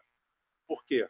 Porque, ao contrário dos nossos amigos puristas californianos, que acham que o mundo nos próximos 3 anos, todo mundo vai andar em carrinho elétrico, fumando maconha à vontade, numa boa, sem ninguém trabalhar, é o seguinte, o mundo precisa de petróleo.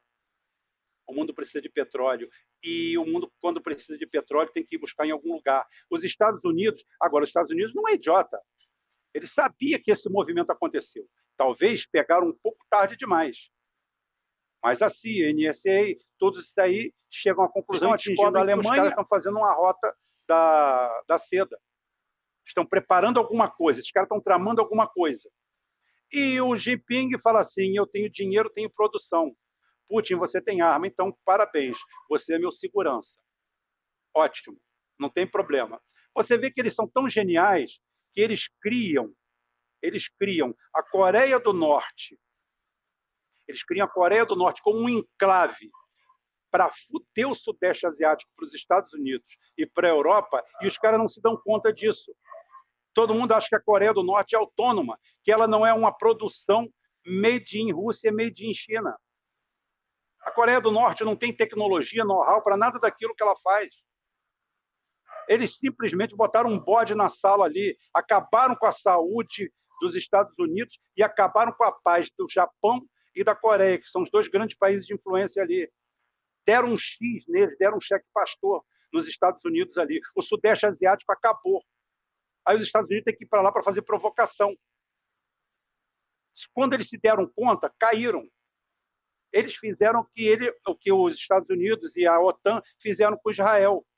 Só que Israel vive ali as turras. É míssil para cá, foguete para lá, o negócio feio, pesado. A Coreia do Norte não, está lá quietinha, soberana, fazendo trabalho para a Rússia e para a China. Como uma nação independente, o chinês fala assim, não, eu só faço comércio com ele. O russo fala assim, nem conheço. Nem sei quem é. É aí embaixo, nunca vi. Porra nenhuma. É isso aí. Tecnologia de Baikonur. Tudo tecnologia de Baikonur. Porra. Aí os caras vão fazer estágio lá, fazem o que querem. Aí é o seguinte, fizeram isso aí. Os Estados Unidos, quando vê isso, fala assim, nós só temos uma salvação. Arrumar uma guerra com o Irã. Temos que fazer uma guerra com o Irã. Mas só que uma guerra com o Irã, fecha o canal de Suez e fecha o Estreito de Hormuz. Nós não temos gasolina, nós não temos combustível, não temos óleo e não temos absolutamente nada que nos garanta lá, porque o carro ecológico da Califórnia não dá para fazer guerra no Oriente Médio. Painel solar, que é a solução, não dá, precisa de petróleo. Aí eles tentam invadir. O petróleo até é uma questão logística, Rubem, porque a energia elétrica você não transporta, você tem que ter um cabo ligando para recarregar essa bateria. E o petróleo não, você tem um tanqueiro lá que sai, essa questão do transporte, ela é uma energia móvel que as outras não são. Então, por isso que militarmente, até ser superada, a gente encontrar uma fonte de energia móvel, a única que tem é o petróleo. Então, até pelo aspecto militar, ainda estamos muito, muito, muito longe de superar, pela necessidade de logística, a sociedade de petróleo. Rubem Gonzalez, o papo está ótimo, mas a gente tem que encerrar o programa daqui a pouco. Então, eu peço que você dê uma concluída aí para a gente ler o Superchat. E, antes de ler o Superchat ainda, eu vou falar aqui sobre uma coisa interessantíssima que saiu ontem na imprensa. Você deve saber já, você que é nosso amigo, da nossa predileção aqui pelo Dario Messer, né? O rei, o doleiro dos doleiros, o homem intocável em Curitiba. E aí, ontem, a revista Veja seguiu na campanha, vou mostrar aqui para você que está na tela, não está bem centralizado, deixa eu ajeitar aqui um pouco mais. Saiu a terceira notinha em sequência da Veja. Você vai gostar dessa, Rubem. A terceira notinha da Veja em que parece que a Veja quer tirar uma grana do Dario Messer, da Odebrecht, e a fonte também possivelmente quer tirar uma grana ou tirar algum interesse, né, da Odebrecht, da Lava Jato, né, porque está muito constrangedor. Então, ontem foi mais uma vez alertado por Expressionautas, que eu agradeço, senão não teria visto isso, mas antes eu já tinha no fim de semana publicado esse artigo aqui, olha só, em que a gente fala disso também, ó, você vai, publicou acho que no sábado esse aqui, ó, acordão fica Bolsonaro, Folha, Veja e Estadão confirmam com atraso duplo expresso, que a gente tinha publicado uma semana antes, né, que realmente está num acordão das forças políticas, a gente avisou aqui antes que o Fora Bolsonaro tinha sido enterrado e que estava PT, Globo, STF, DEM, né, o presidente da Câmara e do Senado são do DEM, todo esse pessoal estava no prêmios da loteria. Então, por isso, Rubem, eu acho que é possível que esse prêmio aí seja pelo Fica Bolsonaro, o pessoal aqui está lá.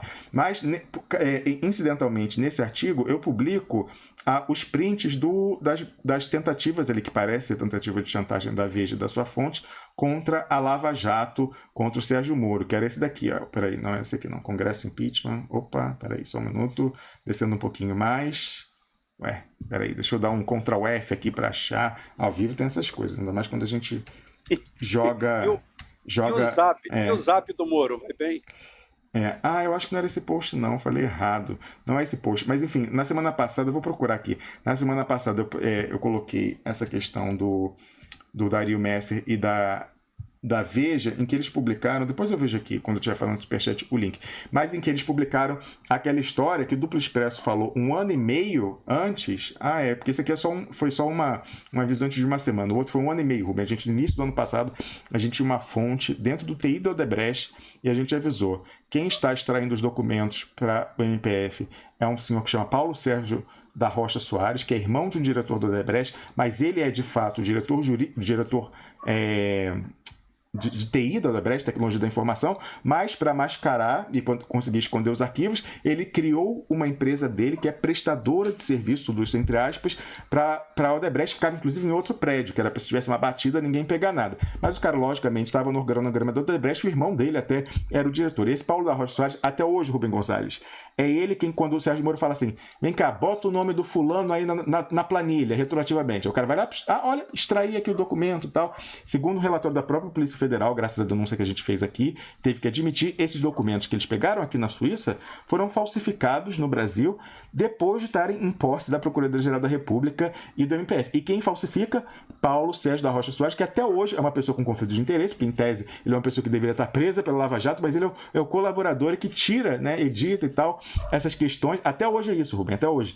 É esse cara, em qualquer outro país, esses processos teriam sido anulados, tem um monte de gente indo para a cadeia baseado nesses documentos que o cara adultera. Ninguém, inexplicavelmente, Rubem Gonzalez, que é processado no Brasil com base nisso, vem aqui à Suíça pedir acesso ao original, até hoje, com os nomes que são escondidos pela Lava Jato, de ministro do Supremo, ministro de TCU, dono de canal de televisão, jornalista que recebe aí para plantar notinha. Ninguém quer pegar esses nomes que estão escondidos até hoje. E os que foram colocados, muitas vezes foram adulterados. Quem sabe, Rubem Gonzalez, o caso da morte do Alan Garcia não foi por isso. O cara falou, porra, botaram... Ah, sim, porque olha que interessante a ramificação internacional.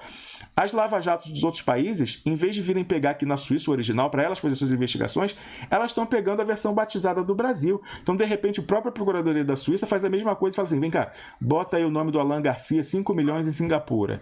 O cara, pô, ele vê aquilo e fala, não tem o que eu posso fazer, os caras vão me desmoralizar, tenha eu roubado ou não, dá um tiro na boca, não é verdade? Então, essa confusão a gente publicou aqui, que isso é o silêncio, ninguém fala. O Dario Messer, o mega doleiro, o doleiro dos doleiros, ele nunca foi incomodado na Lava Jato de Curitiba, agora ele está negociando uma delação com a Lava Jato do Rio, porque é diferente em Curitiba, segundo a denúncia de alguém que trabalhava para o Dario Messer, que era o outro doleiro, né, mais preposto, o Juca Bala, falou que desde o Banestado, quase 20 anos atrás, o Dario Messer, que é o doleiro dos doleiros, inclusive a delação diz que só na delação dele, da pessoa física dele, fora os parentes, ele está negociando de ele dá 400 milhões de reais. Isso por dentro, você imagina por fora. Lá em Curitiba, o Tacla Dorano falou que o esquema era em 3 vezes, assim, uma parcela ia para o Estado, a outra ia para o advogado e a outra ia para a multa, a que aparecia. Então, o valor que aparece oficial, se mantiver aquela métrica, é 1/3. Então, se o Dario Messer está negociando 400 milhões, é porque, na verdade, deve ser 1 bilhão e 200 no mínimo,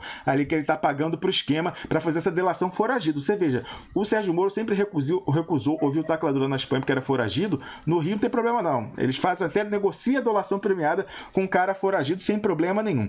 Mas então, lá em Curitiba, o Juca Bala tinha dito que o Dario Messer pagava uma mesada de $40 mil há 20 anos para o advogado Figueiredo Bastos para nunca ser incomodado pelo Sérgio Moro, pelos procuradores. Isso é relato do Juca Bala, saiu na imprensa. Se você jogar aí Juca Bala, mesada Figueiredo Bastos, você vai achar, inclusive em duploexpresso.com, você vai achar esse relato. Ele falou que pagava $40 mil, deu o nome do advogado Figueiredo Bastos para não ser incomodado por procuradores de Polícia Federal e juiz que presidiu o Banestado, no caso, o Sérgio Moro. De repente, quem quebrava o galho não era o Sérgio Moro, o Rubem. De repente, era alguém lá no gabinete, sabe? Que fazia alguma coisa assim. Enfim, tem que esclarecer. Mas aí você veja, e dito e feito, não sei se é verdade esse relato do Juca Bala, mas não só o Dario Messer nunca foi incomodado pelo Banestado durante 20 anos, como na Lava Jato, o nome dele apareceu de novo na delação de 2 diretores do Odebrecht, falando que usavam ele, e o cara nunca sequer, Rubem, não é que ele não foi processado, prisão preventiva, condução coercitiva, não. Ele nunca sequer foi intimado a depor lá em Curitiba.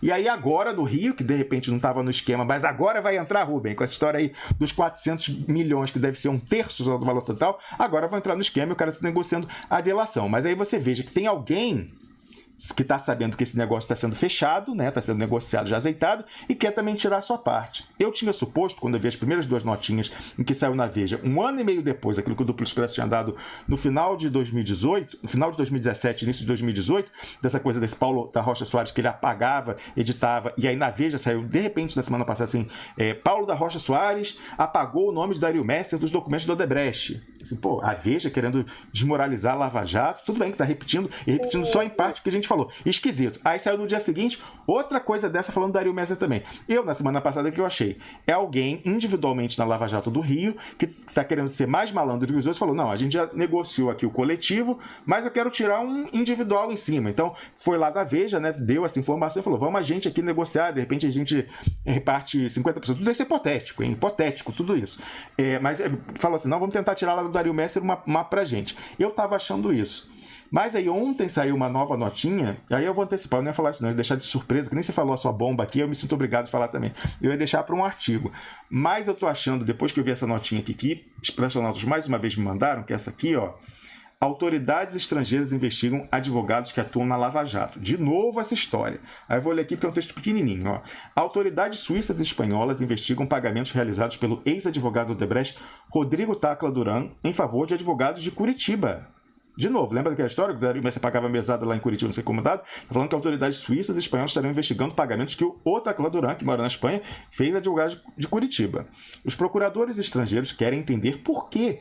Esse porquê era separado, hein? Veja. Por que ele pagou as excelências que até então não tinham prestado serviço algum? muito antes de ter qualquer denúncia oferecida pelo Ministério Público. Nessas mesmas investigações, já se tem conhecimento que o IP, aí dá o número aqui do IP, apontado pela Polícia Federal como utilizado para destruir dados do sistema Drauzio da Odebrecht, teria sido utilizado, aí olha o nome dele de novo, por Paulo Sérgio da Rocha Soares, o perito, né, lá que fabrica documento, administrador do sistema, irmão de Luiz Eduardo da Rocha Soares, que esse é diretor da Odebrecht, condenado por Sérgio Moro. Então, estão requentando, é a terceira nota em sequência em que eles falam da falsificação de documentos e colocam o nome do Paulo Sérgio da Rocha Soares na roda, que é o calcanhar de Aquiles. Rubem Gonzalez, quero te falar uma coisa, uma frustração. No início, e aí agora o programa já ficou longão, mas a gente tem que encerrar. No início do ano passado, quando a gente conseguiu esse depoimento, a gente conseguiu antes do julgamento da RF4. Era uma bomba, tem um áudio, um vídeo que a gente subiu para o YouTube do cara do TI falando tudo isso. O que era para ter sido feito? Era para todo deputado, quer dizer, se eles quisessem no Lula solto, era para todo deputado do PT ter pegado esse áudio e feito uma live imediatamente, falar que porra é essa de que é um cara da Odebrecht que está extraindo os documentos e aqui tem alguém do TI falando que ele falsifica. Queremos acesso ao documento original. Todo mundo, silenciou. Você nunca ouviu ninguém no processo falar dessa história, ninguém no processo fala de Dario Messer, ninguém fala de Paulo Sérgio da Rocha Soares falsificando documento, ninguém fala de vir buscar os documentos originais na Suíça. Aí, de repente, surge alguém e fala essa história, começa a plantar na Veja, em dobradinha com a Veja, notas falando da falsificação de documentos de Paulo Sérgio da Rocha Soares e do Dario Messer, que está para fechar essa delação, sabendo que o Dario Messer é o intocável da República. Não é só para o Sérgio Moro, não, o Rubem Gonzalez, é também para a Globo, para quem ele sempre operou, né, como doleiro, autoridades aí do judiciário, todo mundo. Então, o Dario Messer é intocável. Ele era o propinoduto do Panamá. Também, exatamente. E aí, eu ontem, vendo essa última notinha, eu cheguei à conclusão que eu acho, era isso que eu coloquei no artigo, mas eu já vou antecipar, eu acho que a fonte da Veja é o próprio Tacla Duran. Quem, além do Tacla Duran, saberia que autoridades suíças e espanholas estão investigando pagamentos que ele fez para escritório de Curitiba para não ser incomodado mesmo antes de ser mencionado. E aí eu acho que não é nem para tirar uma grana, não. Não sei se a Veja está tentando tirar uma grana. É o seguinte, o Tacla Duran, ele está na Espanha, está solto, mas a vida dele não é boa. Ele não pode sair, não pode cruzar a fronteira, não pode passar um fim de semana na Itália, que pode ter um pedido de extradição ad hoc do Brasil e levar ele embora. Por mais que o alerta vermelho da Interpol tenha sido suspendido, então não é automático, mas alguém sabendo que ele está fora, o Brasil pode pedir para prender e extraditar. Ele possivelmente também, Rubem Gonzalez, tem dinheiro em outros paraísos fiscais, ele também... O Tacla Duran, ele é uma pessoa safa, ele é uma pessoa cuja atividade profissional era andar no fio da navalha. Então, logicamente, que ele... Você não viu a primeira briga que eu tive? Eu tive uma briga pessoal dentro do meu Facebook com o Paulo Pimenta. Ah, com esse? Tá? Logo com esse? Paulo Punheta. Olha, quando você tiver com problema com ele, é só você falar o nome Dario Messer, que ele vai sumir na hora. Aí é o seguinte, não... chegou porque eu virei e falei assim, vem cá, eu não estou entendendo o que você está fazendo. Um cara que se coloca numa audiência pública, aonde ele tem o direito de mentir, e você começa a acuar o cara. Você começa a perguntar onde está o dinheiro do cara, mas quanto você ganhou, por que é? Você quer propina dele? Isso foi muito esquisito. Você está falando da oitiva do Tacla Duran, ele estava como se estivesse interrogando, assim, daquela coisa do mal policial. O cara se fechou em copas. O cara é uma águia. O cara é uma águia, o cara estava ali tentando arrumar um salvamento para ele. Isso, Rubem, agora você chegou. É exatamente isso que eu falo. O cara é um jogador. E o Rubem Gonzalez, o Tacla Duran, o Rubem Gonzalez também sabe muito mais do que fala, mas o Tacla Duran fala muito menos. Ele está guardando tudo. Então, ele está sentado em cima de muita coisa. E ele achou que tinha achado um canal de interlocução. Isso. E não achou. E sacaneou eles, Rubem. Sacaneou. Ele foi operado naquele primeiro depoimento. O Paulo Pimenta e o Vadidamus fizeram um acordo com o Sérgio Moro, com o Eduardo Cunha, para tirar o depoimento dele do relatório final da CPMI. Então, operaram o Tacla Duran. E o Tacla Duran não é otário. Ele falou, me operaram, eu vou sacanear vocês. E aí, quando o Vadidamus, no esquenta para a eleição de 2018, chamou de novo ele para aparecer, né, tal, na Comissão de Direitos Humanos da Câmara, ele falou 3 ou 4 vezes para constranger eles em Dario Messer, e os dois tiveram que fingir que não ouviram.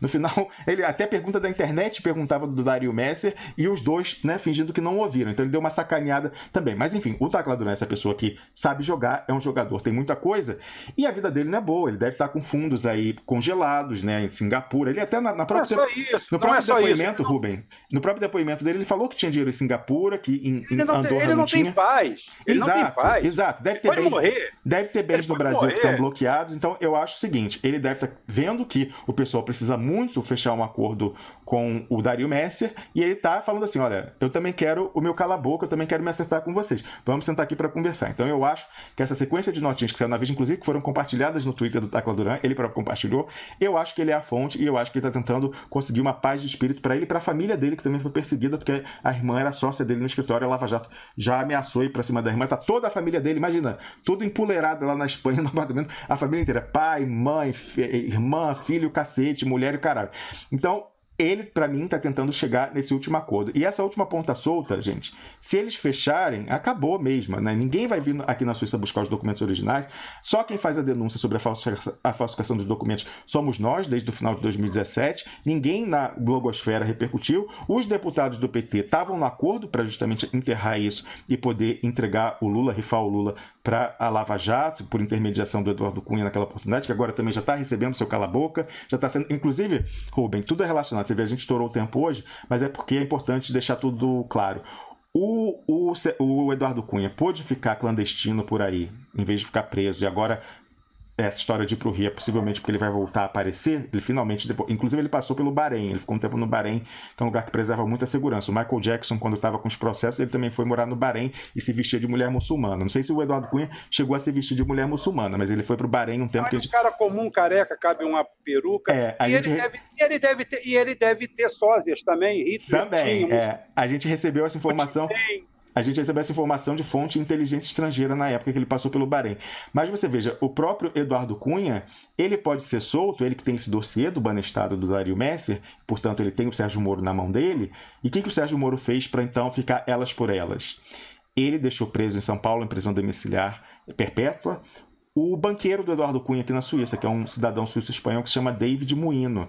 Ele, bobo, fez uma viagem para o Brasil, e aí, no Brasil, o Sérgio Moro prendeu ele, está preso até hoje, ele está preso acho que desde o início de 2018, então já está 1 ano e meio preso, e ele fala assim, olha, Eduardo Cunha, tudo bem, você tem aí o dossiê do Dario Messer do Banestado, mas eu tenho o cara que tinha suas contas aqui na Suíça, que tinha as suas contas lá na Suíça preso, está com a mulher e filhos no Brasil, lá sem renda, inclusive. Então, o Sérgio Moro, e é assim que funciona, cada um fica com a paz armada, cada um com os mísseis apontados um para o outro, e assim a gente assegura a paz de todos. Então, você vê como todo esse novelo, tudo está relacionado, desde que a gente começou a falar aqui no programa de manhã, até agora está tudo relacionado. Mas então, ao longo do dia, eu devo publicar um artigo com essa parte aqui do que a gente discutiu sobre Lula, também com essa questão dessas notinhas da Veja, essa minha leitura de que quem é a fonte e está tentando conseguir também o seu cala-boca é o Tacla Duran.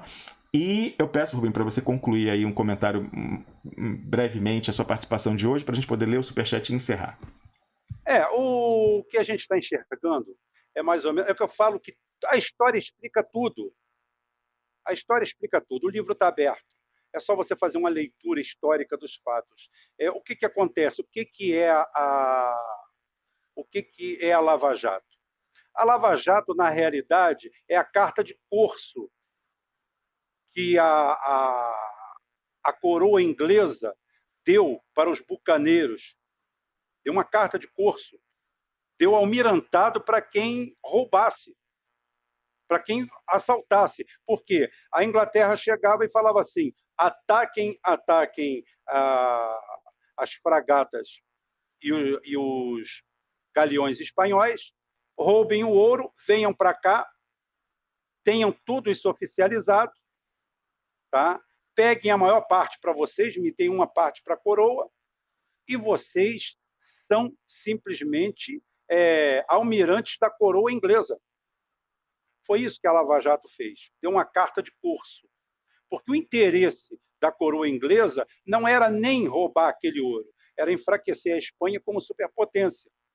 E é o que os Estados Unidos, o Deep State americano, queria. Eles queriam o petróleo, queriam simplesmente, tá, o fim da influência das construtoras brasileiras no mundo. Estavam simplesmente, a Odebrecht estava simplesmente dizimando as empresas americanas, ganhando tudo, arrebentando tudo, e eles queriam quebrar essa cadeia. E chegaram para o pessoal de Curitiba e deram uma carta de curso para eles. E aonde está tendo essa guerra miúda toda, atrás de dinheiro, que é muito dinheiro, mas dentro do montante, o pré-sal brasileiro são 30 trilhões de dólares. Quem está falando sou eu. o Paulo vai chegar na mesma conclusão aí. Eu tinha chegado. Ele falou para mim, eu tinha falado que o pessoal fala 10, mas que muito possivelmente é 20, você está achando que é o triplo, né? Que é 30. São 30. Se a gente analisar assim, toda a curva potencial são 30 trilhões. É o que você falou. Não é necessariamente que os Estados Unidos precisassem desse petróleo para si. Eles têm outras reservas dominadas no mundo. Era impedir o acesso da China. Quem ganhou o primeiro contrato de partilha de produção? A Total, francesa, associada com a Petrobras, e as duas empresas chinesas estatais. Então, como a gente falou aqui, o petróleo ainda é a única energia que serve para fins logístico-militares, a única, e eles querem impedir a China de ter acesso a isso. É a energia fluida. A energia fluida, a energia que flui, que você leva para qualquer lugar. Leva para a Antártida, leva para qualquer lugar, ela está atrás de você. Ela é fácil, ela é pouco poluente, muito pouco poluente. Você hoje, com catalisadores, você consegue controlar legal. Ela te dá muito pouco ataque ao meio ambiente. Se você não partir para o fracking, qualquer hora dessa que alguém quiser falar sobre exploração de petróleo, de verdade, como acontece, eu falo, não tem problema. Como acontece na real, na física, tá?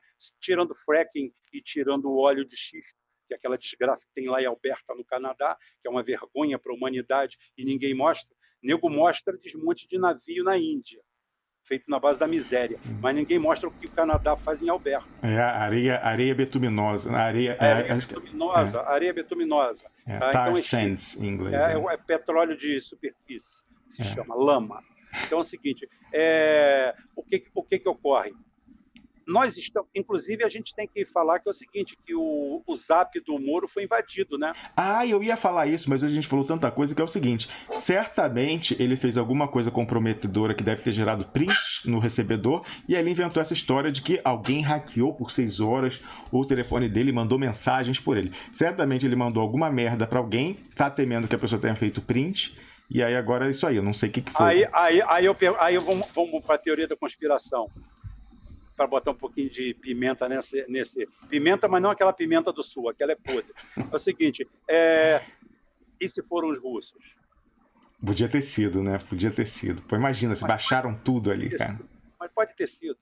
Eu até prefiro que realmente tenha sido mas ele ia divulgar, Rubem? Ele ia divulgar? Isso que eu tô achando. Para ele divulgar, olha só, você quando tá fudido, você tem duas técnicas. Ou você se cala totalmente, ou você é o primeiro a sair gritando. Pega ladrão. Carlinho Gordo uma vez estava ensinando isso, um dos fundadores do Comando Vermelho. Tá.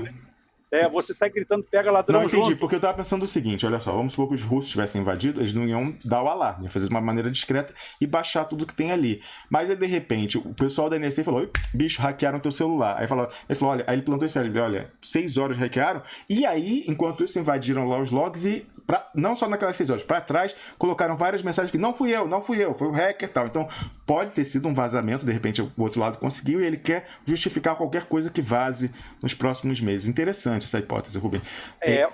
Vamos ver essa daí, e a conclusão que eu tenho é uma só. Por que é que o Ministério Público não se manifesta sobre o antagonista? O antagonista é um site de influência política no Brasil tocada por um revel da justiça. Por quê? O que tem por trás disso? O cara é revel da justiça, é fugitivo, é foragido da justiça brasileira, tem obrigações com a justiça brasileira, e está aí, ele é sócio de um site que faz... O que, afinal de contas, o que o Ministério Público Brasileiro... O que ele é, eu sei. O que ele faz, eu sei muito bem. Até porque, depois, fora do ar, eu te conto o que eu vi aqui. Tá? Isso aí eu só pergunto. Tá? Mas tudo bem, vamos voltar segunda-feira. Maravilha, vamos continuar esse papo aí, com essas bombas aí que a gente certamente não conseguiu desarmar tudo hoje, mas, Rubem Gonzalez, agradeço a deferência de você ter dado esse furo, essa questão aí, não só 2 furos importantes que você deu hoje, não só essa questão que você vem investigando dos sorteios da Mega Sena, mas também o bastidor da visita do Carlos Lupe ao Lula, que explica por que o Ciro Gomes, dias depois, soltou os cachorros para cima do Lula mais uma vez na live que ele fez, né? Então, muita coisa aí... Eu não sou sozinho nessa história da Mega Sena, não. O que acontece é o seguinte, tem gente que publicou vídeo, aí sabe o que acontece? a Caixa Econômica vem a público desqualificar essas denúncias. Ah, tá. Assessoria de Comunicação. Sei. Procura depois. Sei. Então a gente fica no aguardo para a Caixa Econômica para realmente acabar com qualquer rumor desse, da investigação do número de série das notas virgens que estavam lá no apartamento do Gedel Vieira Lima e qual foi o trânsito que ela fez no sistema bancário brasileiro. Então, para a gente concluir o programa, a gente tem aqui os superchats. Ontem eu esqueci de ler o superchat, então vou ler o de ontem primeiro. Participou o Álvaro Oliveira Santos, também o Samuel Costa, que falou, professora Pauleira, a professora Angélica Lovato. Excelente, Duplo Expresso, formidável entrevista. Mafalda Moreira participou e falou, parabéns, Duplo Expresso, por mais um excelente programa. Nós somos os gauleses do Brasil e continuamos na luta. É isso aí, aquela última tribuzinha lá do Asterix. Fernando Albuquerque participou e falou, excelente, Angélica Lovato no time titular. Ana Pereira participou e falou, Duplo Expresso sempre mantendo a chama da luta acesa. Excelente, a professora Angélica Lovato. E o WPI falou o seguinte, ó, ótima professora Lovato, que nem o Nildo Orix, adoro. Marco Aurélio Nunes da Silva participou e falou, Rômulo, essa manobra do PT jurídico, essa que a gente discutiu na primeira parte do programa de hoje, além de ter discutido ontem, não é semelhante ao HC ou habeas corpus do desembargador Favreto? Guerra híbrida do golpe, abraço. Exatamente isso, Marco Aurélio, é isso mesmo, eu passei essa sua observação para o Fernando Nogueira, que concordou, e outras pessoas também para quem eu mandei. Inclusive pessoas que acompanham o processo. Liege, agora a gente passa para o superchat de hoje. O Liege Vieira participou e falou, a presunção de inocência não é uma cláusula pétrea? É sim, Liege. Se positivo, o STF teria prerrogativa de alterar esse dispositivo constitucional? Não teria, mas ele já alterou, né? Ele só vai estar realterando.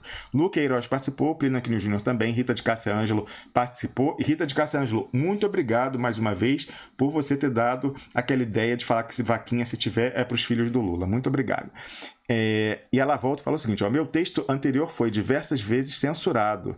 Ela falou que ela tentou mandar a mensagem no chat, mas não era permitido aí por alguma palavra que ela estava mandando. O Leonardo de Souza participou e falou, pessoal, isso sobre a Dilma Rousseff faz muito sentido, principalmente pelo fato de ela ter se comportado como um elefante de circo durante o golpe, segundo o Ciro Gomes, a expressão usada pelo Ciro Gomes. Rita de Cássio Ângelo participou mais uma vez e falou, conclusão, canal Crítica Brasil para o povão atinge com palavras muito simples quem não pode ser atingido.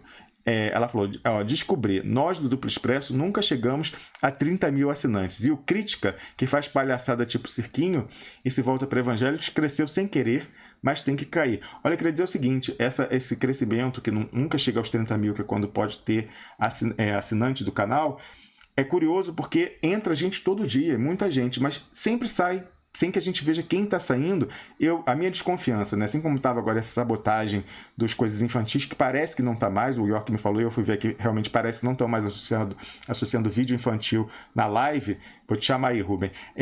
Parece que eles tiram pessoas que estão inativas. As pessoas que estão sem entrar há um tempo, eles tiram, ou de repente até tiram o número ali. Eu acho que é para impedir realmente de chegar ao 30 mil e a gente poder fazer assinante. Fala, Rubem.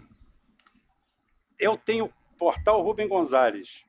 Eu comento o meu canal com o meu canal particular, Rubem Gonzalez, que não tem nada a ver com o portal.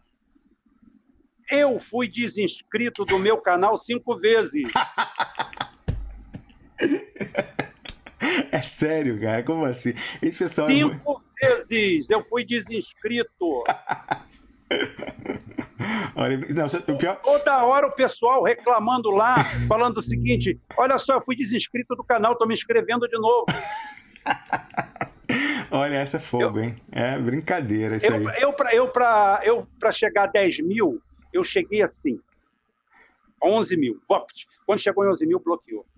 Não, o nosso também parou no 29 mil, que é uma coisa assim, conta-gotas, e parece que eles travaram assim, não, tem que ser 29.500, porque às vezes passa dos 600, cai para 5.500. 600, exatamente. Volta. É engraçado isso aí, mas e todo dia... Mas eu fico feliz, sabe por quê?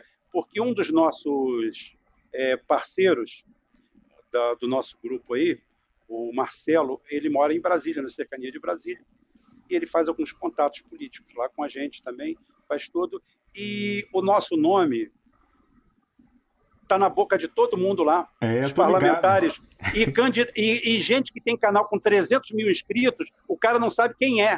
Eu tô ligado. Não, a gente vê aí, né, o efeito das nossas publicações, também dos vídeos que você faz, nessa questão até do encontro do Lupe com Lula, né, como você falou aí, e que o PT Jurídico estava de olho e até já se antecipou lá e para tentar garantir, né, pressionando o Lula, lembrando que a família dele fora é refém da aristocracia, que é quem, né, tem a jogada ensaiada com o pessoal do PT jurídico. Então nem podemos culpar ele, sabe, Rubem, assim, moralmente, porque o cara é refém não só da situação Mas dele, eu falo para todo mundo, filhos. a burrice do Lula plena foi ele não ter uma atitude de estadista, Cara, eu desde 2014, eu acho que eu tenho publicação, ou 2015, falo assim, Lula some, desaparece, vai ali e não volta. Eu falei para o Zé Dirceu fazer isso. Vai ali e não volta. Você, bola da vez. Eu só tenho uma coisa, eu acho que é o seguinte, como eu falei, história e números, elas fecham. É o seguinte, Dilma pega o PT a 50 mil pés de altitude, velocidade plena, tanque cheio e todo mundo satisfeito a bordo. Ela entrega o PT em voo picado, tá?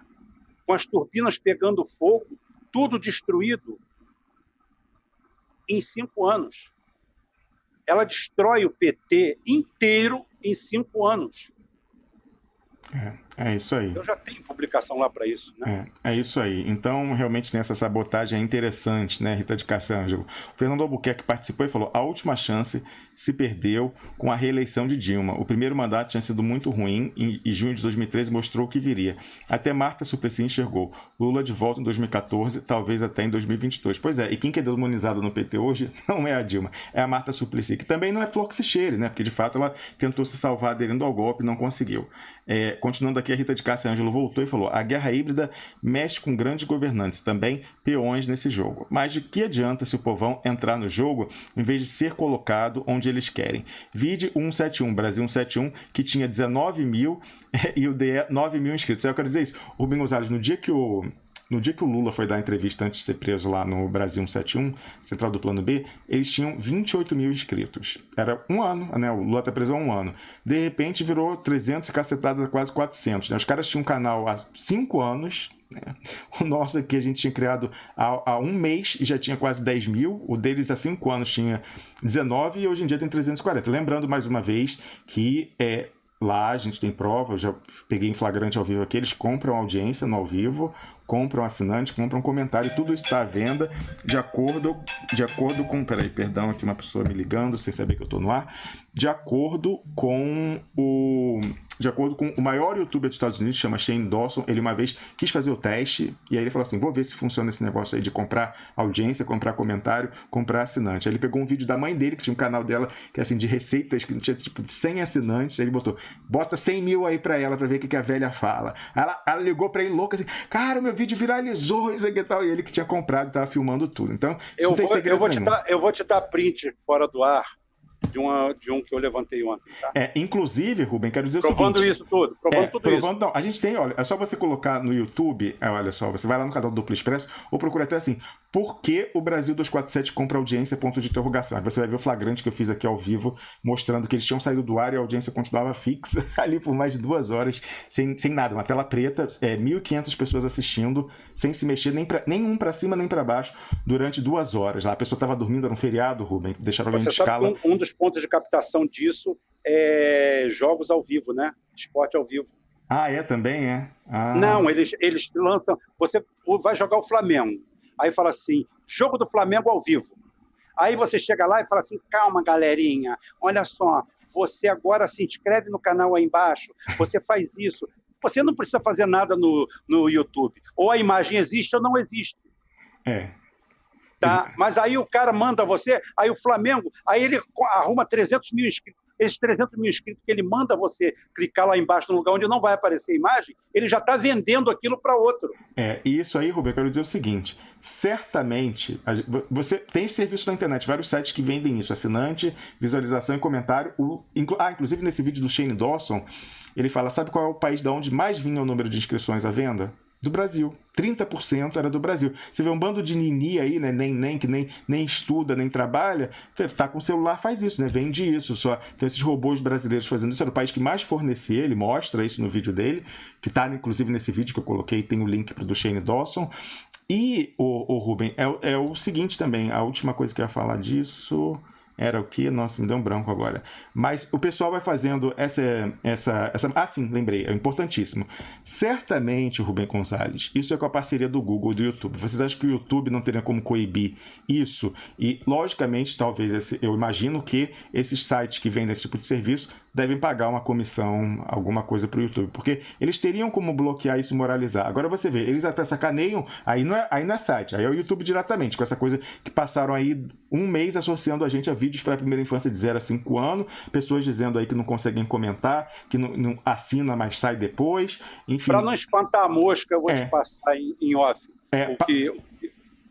Como é que é feito outro tipo de inserção. Isso, passa em off para a gente ficar de olho também, ô Rubem. E essa questão, você sabe que eu mostrei aqui no ar, eu conversando com a pessoa lá do Google, né, falando que negócio é de associar a gente a vídeos de 0 a 5 anos. Aí a pessoa que atendeu passou para o nível superior, aí a pessoa superior falou assim, não, eu não sei explicar, é uma coisa misteriosa. Os algoritmos funcionam de maneira misteriosa, quase uma coisa mística, assim, sabe? Realmente é muito curioso isso, mas continuou, aí agora parece que parou, de repente o milagre parece que caiu, não sei se vai voltar ainda. Mas aí para terminar o programa aqui, deixa eu ver se tem mais.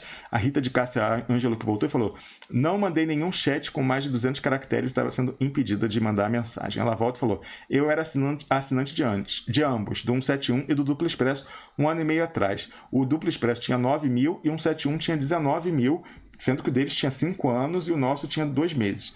Hoje o Duplo Expresso, 29 mil, 171, 700 mil? Gente, eles dobraram, da última vez que eu olhei estava 370. É a campanha do Lula. Ah, tá certo. Campanha. Tá certo. Lula livre. É, a vaquinha, né? A vaquinha aí, ó. A vaquinha. E ela volta e falou o seguinte, ó, a manipulação das loterias é estranhamente vinculada à obscuridade desde o tempo dos anões do orçamento. Isso aí, que o cara ganhou 56 vezes lá, o João Alves. Bem lembrado, Rita de Cassantes, muito bem lembrado. Que eram escolhidos por Deus, né, entre aspas, para ganhar toda semana. Inclusive no... Mas ali era diferente o mecanismo. Ali era o seguinte, eles tinham captadores que você chegava para receber o prêmio, isso é um prêmio de 5 milhões. O cara fala assim, vem cá, quer 7 milhões nesse bilhete agora? Uhum. Você ia falar assim, me dá. Certo. Porque ele pegava e lavava. Ali o esquema é diferente. Não tinha internet ainda, né? Não tinha essa coisa de... A tecnologia da informação não era tão pronta e, mal ou bem, a caixa tinha o nome da pessoa. Então, quando a pessoa entrava em contato e falava, olha, você tem um bilhete de 7, eu te dou 12, né? Te dou assim, né? Mais... Exatamente. Te dava um dinheiro a mais para você dar aquele bilhete para ele, ao portador, e o cara aparecia com dinheiro limpo. Exatamente. Então, mas agora é mais sofisticado ainda. Agora é mais criminoso ainda. É, mais criminoso ainda. O Hélio Vitor participou e falou, eita, peço peço ao vozão que comente o Trump falastrão, rei do recuo e flerte alemão com a Rota da Seda. Vozão é o Rubem Gonzalez? Que isso? Garoto ele, só tem filho, não tem neto não, cara. Tem neto. Ah, tem neto já também? É. Vou te mandar o vídeo das crianças. Ah, manda aí depois. Ó. Mas eu tô sempre novo, eu nunca passei dos 17 anos, não, sou de menor. É isso aí, muito bem. O Vicente Jocas participou, I'm speechless, que em inglês quer dizer tô sem palavras aí diante das coisas que o Rubem falou pra gente. Rita de Cássia Ângelo participou e falou, excelente programa de hoje. Rita, obrigado a você mais uma vez por ter quebrado a perna dos caras com essa história de vaquinha. Deixa eu ver se tem algum último aqui que chegou depois. Sim, o Vicente Jocas participou mais uma vez e falou, como diz o Rui Pimenta, há um excedente que é apropriado. Me digam, quem produz esse excesso? Ele voltou e falou, o canal do Rubem também é legal, pois deixa-me trabalhar enquanto escuto. Rob Link participou, Polis também falou, não há relação entre o acordo de Lula e o acordo cala-boca do Tacla Duran? Tem uma diferença. Se o Tacla Duran conseguiu o que ele quer, ele está bem na vida. Agora, o Lula certamente vai ser sacaneado depois, como foi o Zé Dirceu. Certamente. Eu não quero crer em nenhuma hipótese que o Lula sairia, de fato, para ir ficar com um namorado em sítio, né, e renunciar a tudo que ele foi. Eu quero crer que ele não faria esse tipo de acordo. Eu acho que não faria. Sinceramente, eu acho que não. Então, eu quero crer que ele segue sendo uma ameaça para o golpe e que vão mandar ele de volta para a cadeia justamente porque ele não vai aceitar ir para sítio, ficar casado com a tal da namorada. Vamos ver, né? Vamos ver o que vai acontecer. A Rita de Cássia Ângelo participou e falou, chutei errado, Romulus. E o Vicente Jocas participou e falou, vou largar a internet e criar galinha. Chega de maracutaias. Em off, as galinhas não me farão de bobo. Com isso, a gente conclui o programa de hoje, que foi longuíssimo programa, mas eu tenho certeza que você que assistiu tem que concordar comigo que nada que a gente falou aqui poderia ser suprimido do que a gente falou. E você vê como a gente conseguiu relacionar aquela primeira parte, falando especificamente do caso do Lula, com informações que o Rubem Gonzalez trouxe na segunda parte, e relacionando isso ao contexto maior geopolítico, para você poder formar a sua opinião sobre o que está acontecendo no Brasil e se posicionar para o que mais possivelmente vai acontecer aí. É isso que a gente tenta ajudar e, mais uma vez, sempre construindo esse conhecimento aqui em rede com as colaborações de vocês. É você, Expressionauta, que me mandou a notinha da Veja do Tacla Duran. Foi você, Expressionauta, Rita de Cassanjo, que mandou a sugestão para quebrar a perna dos caras com essa história de vaquinha criminosa. Ou o Fernando Nogueira, que veio aqui até outro dia, era um Expressionauta comentando na sessão de comentários, entendeu? Então, a gente agradece sinceramente a esse senso de comunidade que você, Expressionauta, ajuda a gente a construir e também na contribuição para a construção desse conhecimento em rede, e a gente está junto aí, vamos continuar. Queria agradecer também a equipe de produção, a Camila Govedice, ao York, a Mayra Valente, a Patrícia Vouquier, que está aí nos bastidores hoje também. E queria dizer que o York me informou que tem diversas pessoas no chat dando parabéns, porque hoje é aniversário do Wellington Calazans, olha isso, ele faz quase junto com a Camila Govedice. Então hoje é aniversário dele, parabéns ao Wellington, assim como a gente deu parabéns à Camila Govedice também. E queria agradecer, também tem mais alguém para agradecer? Não, agradecer a você, Expressionauta, e pedir para você vestir a camisa mais uma vez. Vamos precisar do trabalho de vocês de formiguinha, ou melhor, mais do que formiguinha, de mosca na sopa. Vamos nos tornar um enxame de mosca na sopa e vamos quebrar a perna desse pessoal com essa safadeza de vaquinha do Lula livre. Então, são os argumentos. Não precisa de vaquinha nenhuma, se o Lula não tem dinheiro, ele pode progredir sem dinheiro nenhum, isso é jurisprudência pacífica. Inclusive foi mencionado no julgamento do STJ. No julgamento do STJ do recurso do Lula, os ministros falaram isso, que se a pessoa não tem condição de pagar, ela progride do mesmo jeito. Então, vaquinha não é para o Lula, é para o PT jurídico. Segundo, se fosse vaquinha do Lula, era para ir para pagar a defesa dele, que está estrangulada financeiramente, e está tendo que tirar do próprio bolso para manter o caso do Lula, enquanto o PT paga para o Eugênio Aragão 1,76 milhão. Que explicação é essa? Por que o PT não vai pagar a defesa do Lula se eles estão fazendo campanha do Lula livre? Ou então para a família dele que está passando necessidade com o Lurian vendendo ovo de Páscoa para se manter. Terceiro lugar, qual era a coisa que eu ia falar? Sim, muito cuidado, porque o nome fantasia é vaquinha do Lula, mas pode estar sendo usada para esquentar a caixa 2. A gente já teve um exemplo recente aqui, até hoje eu tenho dúvida, não posso afirmar, Rubem Gonzalez. Mas o 171 fez uma vaquinha na véspera do primeiro turno e na véspera do segundo turno, que conseguiu levantar em menos de 48 horas mais de 200 mil reais para pagar uma pesquisa com resultado totalmente manipulado do Vox Populi e ajudar o Haddad na véspera do primeiro turno, na véspera do segundo. A outra vaquinha que eles estão fazendo há 6 meses, que é essa tal de jornalistas livres, até hoje não conseguiu juntar 18 mil. Mas a outra lá, em 2 dias, 2 vezes eles conseguiram juntar 200 mil. Então, por isso que é muito importante que o nome fantasia... Para comprar audiência. Quem está exposto juridicamente ao Lula, e se eles esquentarem caixa 2 para depois mandar... Se não der problema, eles usam para o Haddad. Se der problema, aí a vaquinha era do Lula mesmo. Então, lembrando, não tem por que expor ele a isso, não precisa pagar a multa se ele não tem como pagar e os bens estão bloqueados. E se for a vaquinha do Lula de verdade, é para a defesa dele e é para os advogados. Então, precisamos que você, Expressionauta, vista a camisa aí, mais uma vez, se torne um enxame de moscas na sopa. Vamos atazanar a vida desse pessoal. A gente não ganha nada, a não ser a nossa consciência tranquila toda noite quando a gente vai dormir, não é verdade? Então, bom dia para você, um dia de luta. Arregaça as mangas agora, hein? Agora é hora de divulgar essa mensagem aí. E a gente volta amanhã, a partir das 6 da manhã, com mais um Duplo Expresso. Até lá!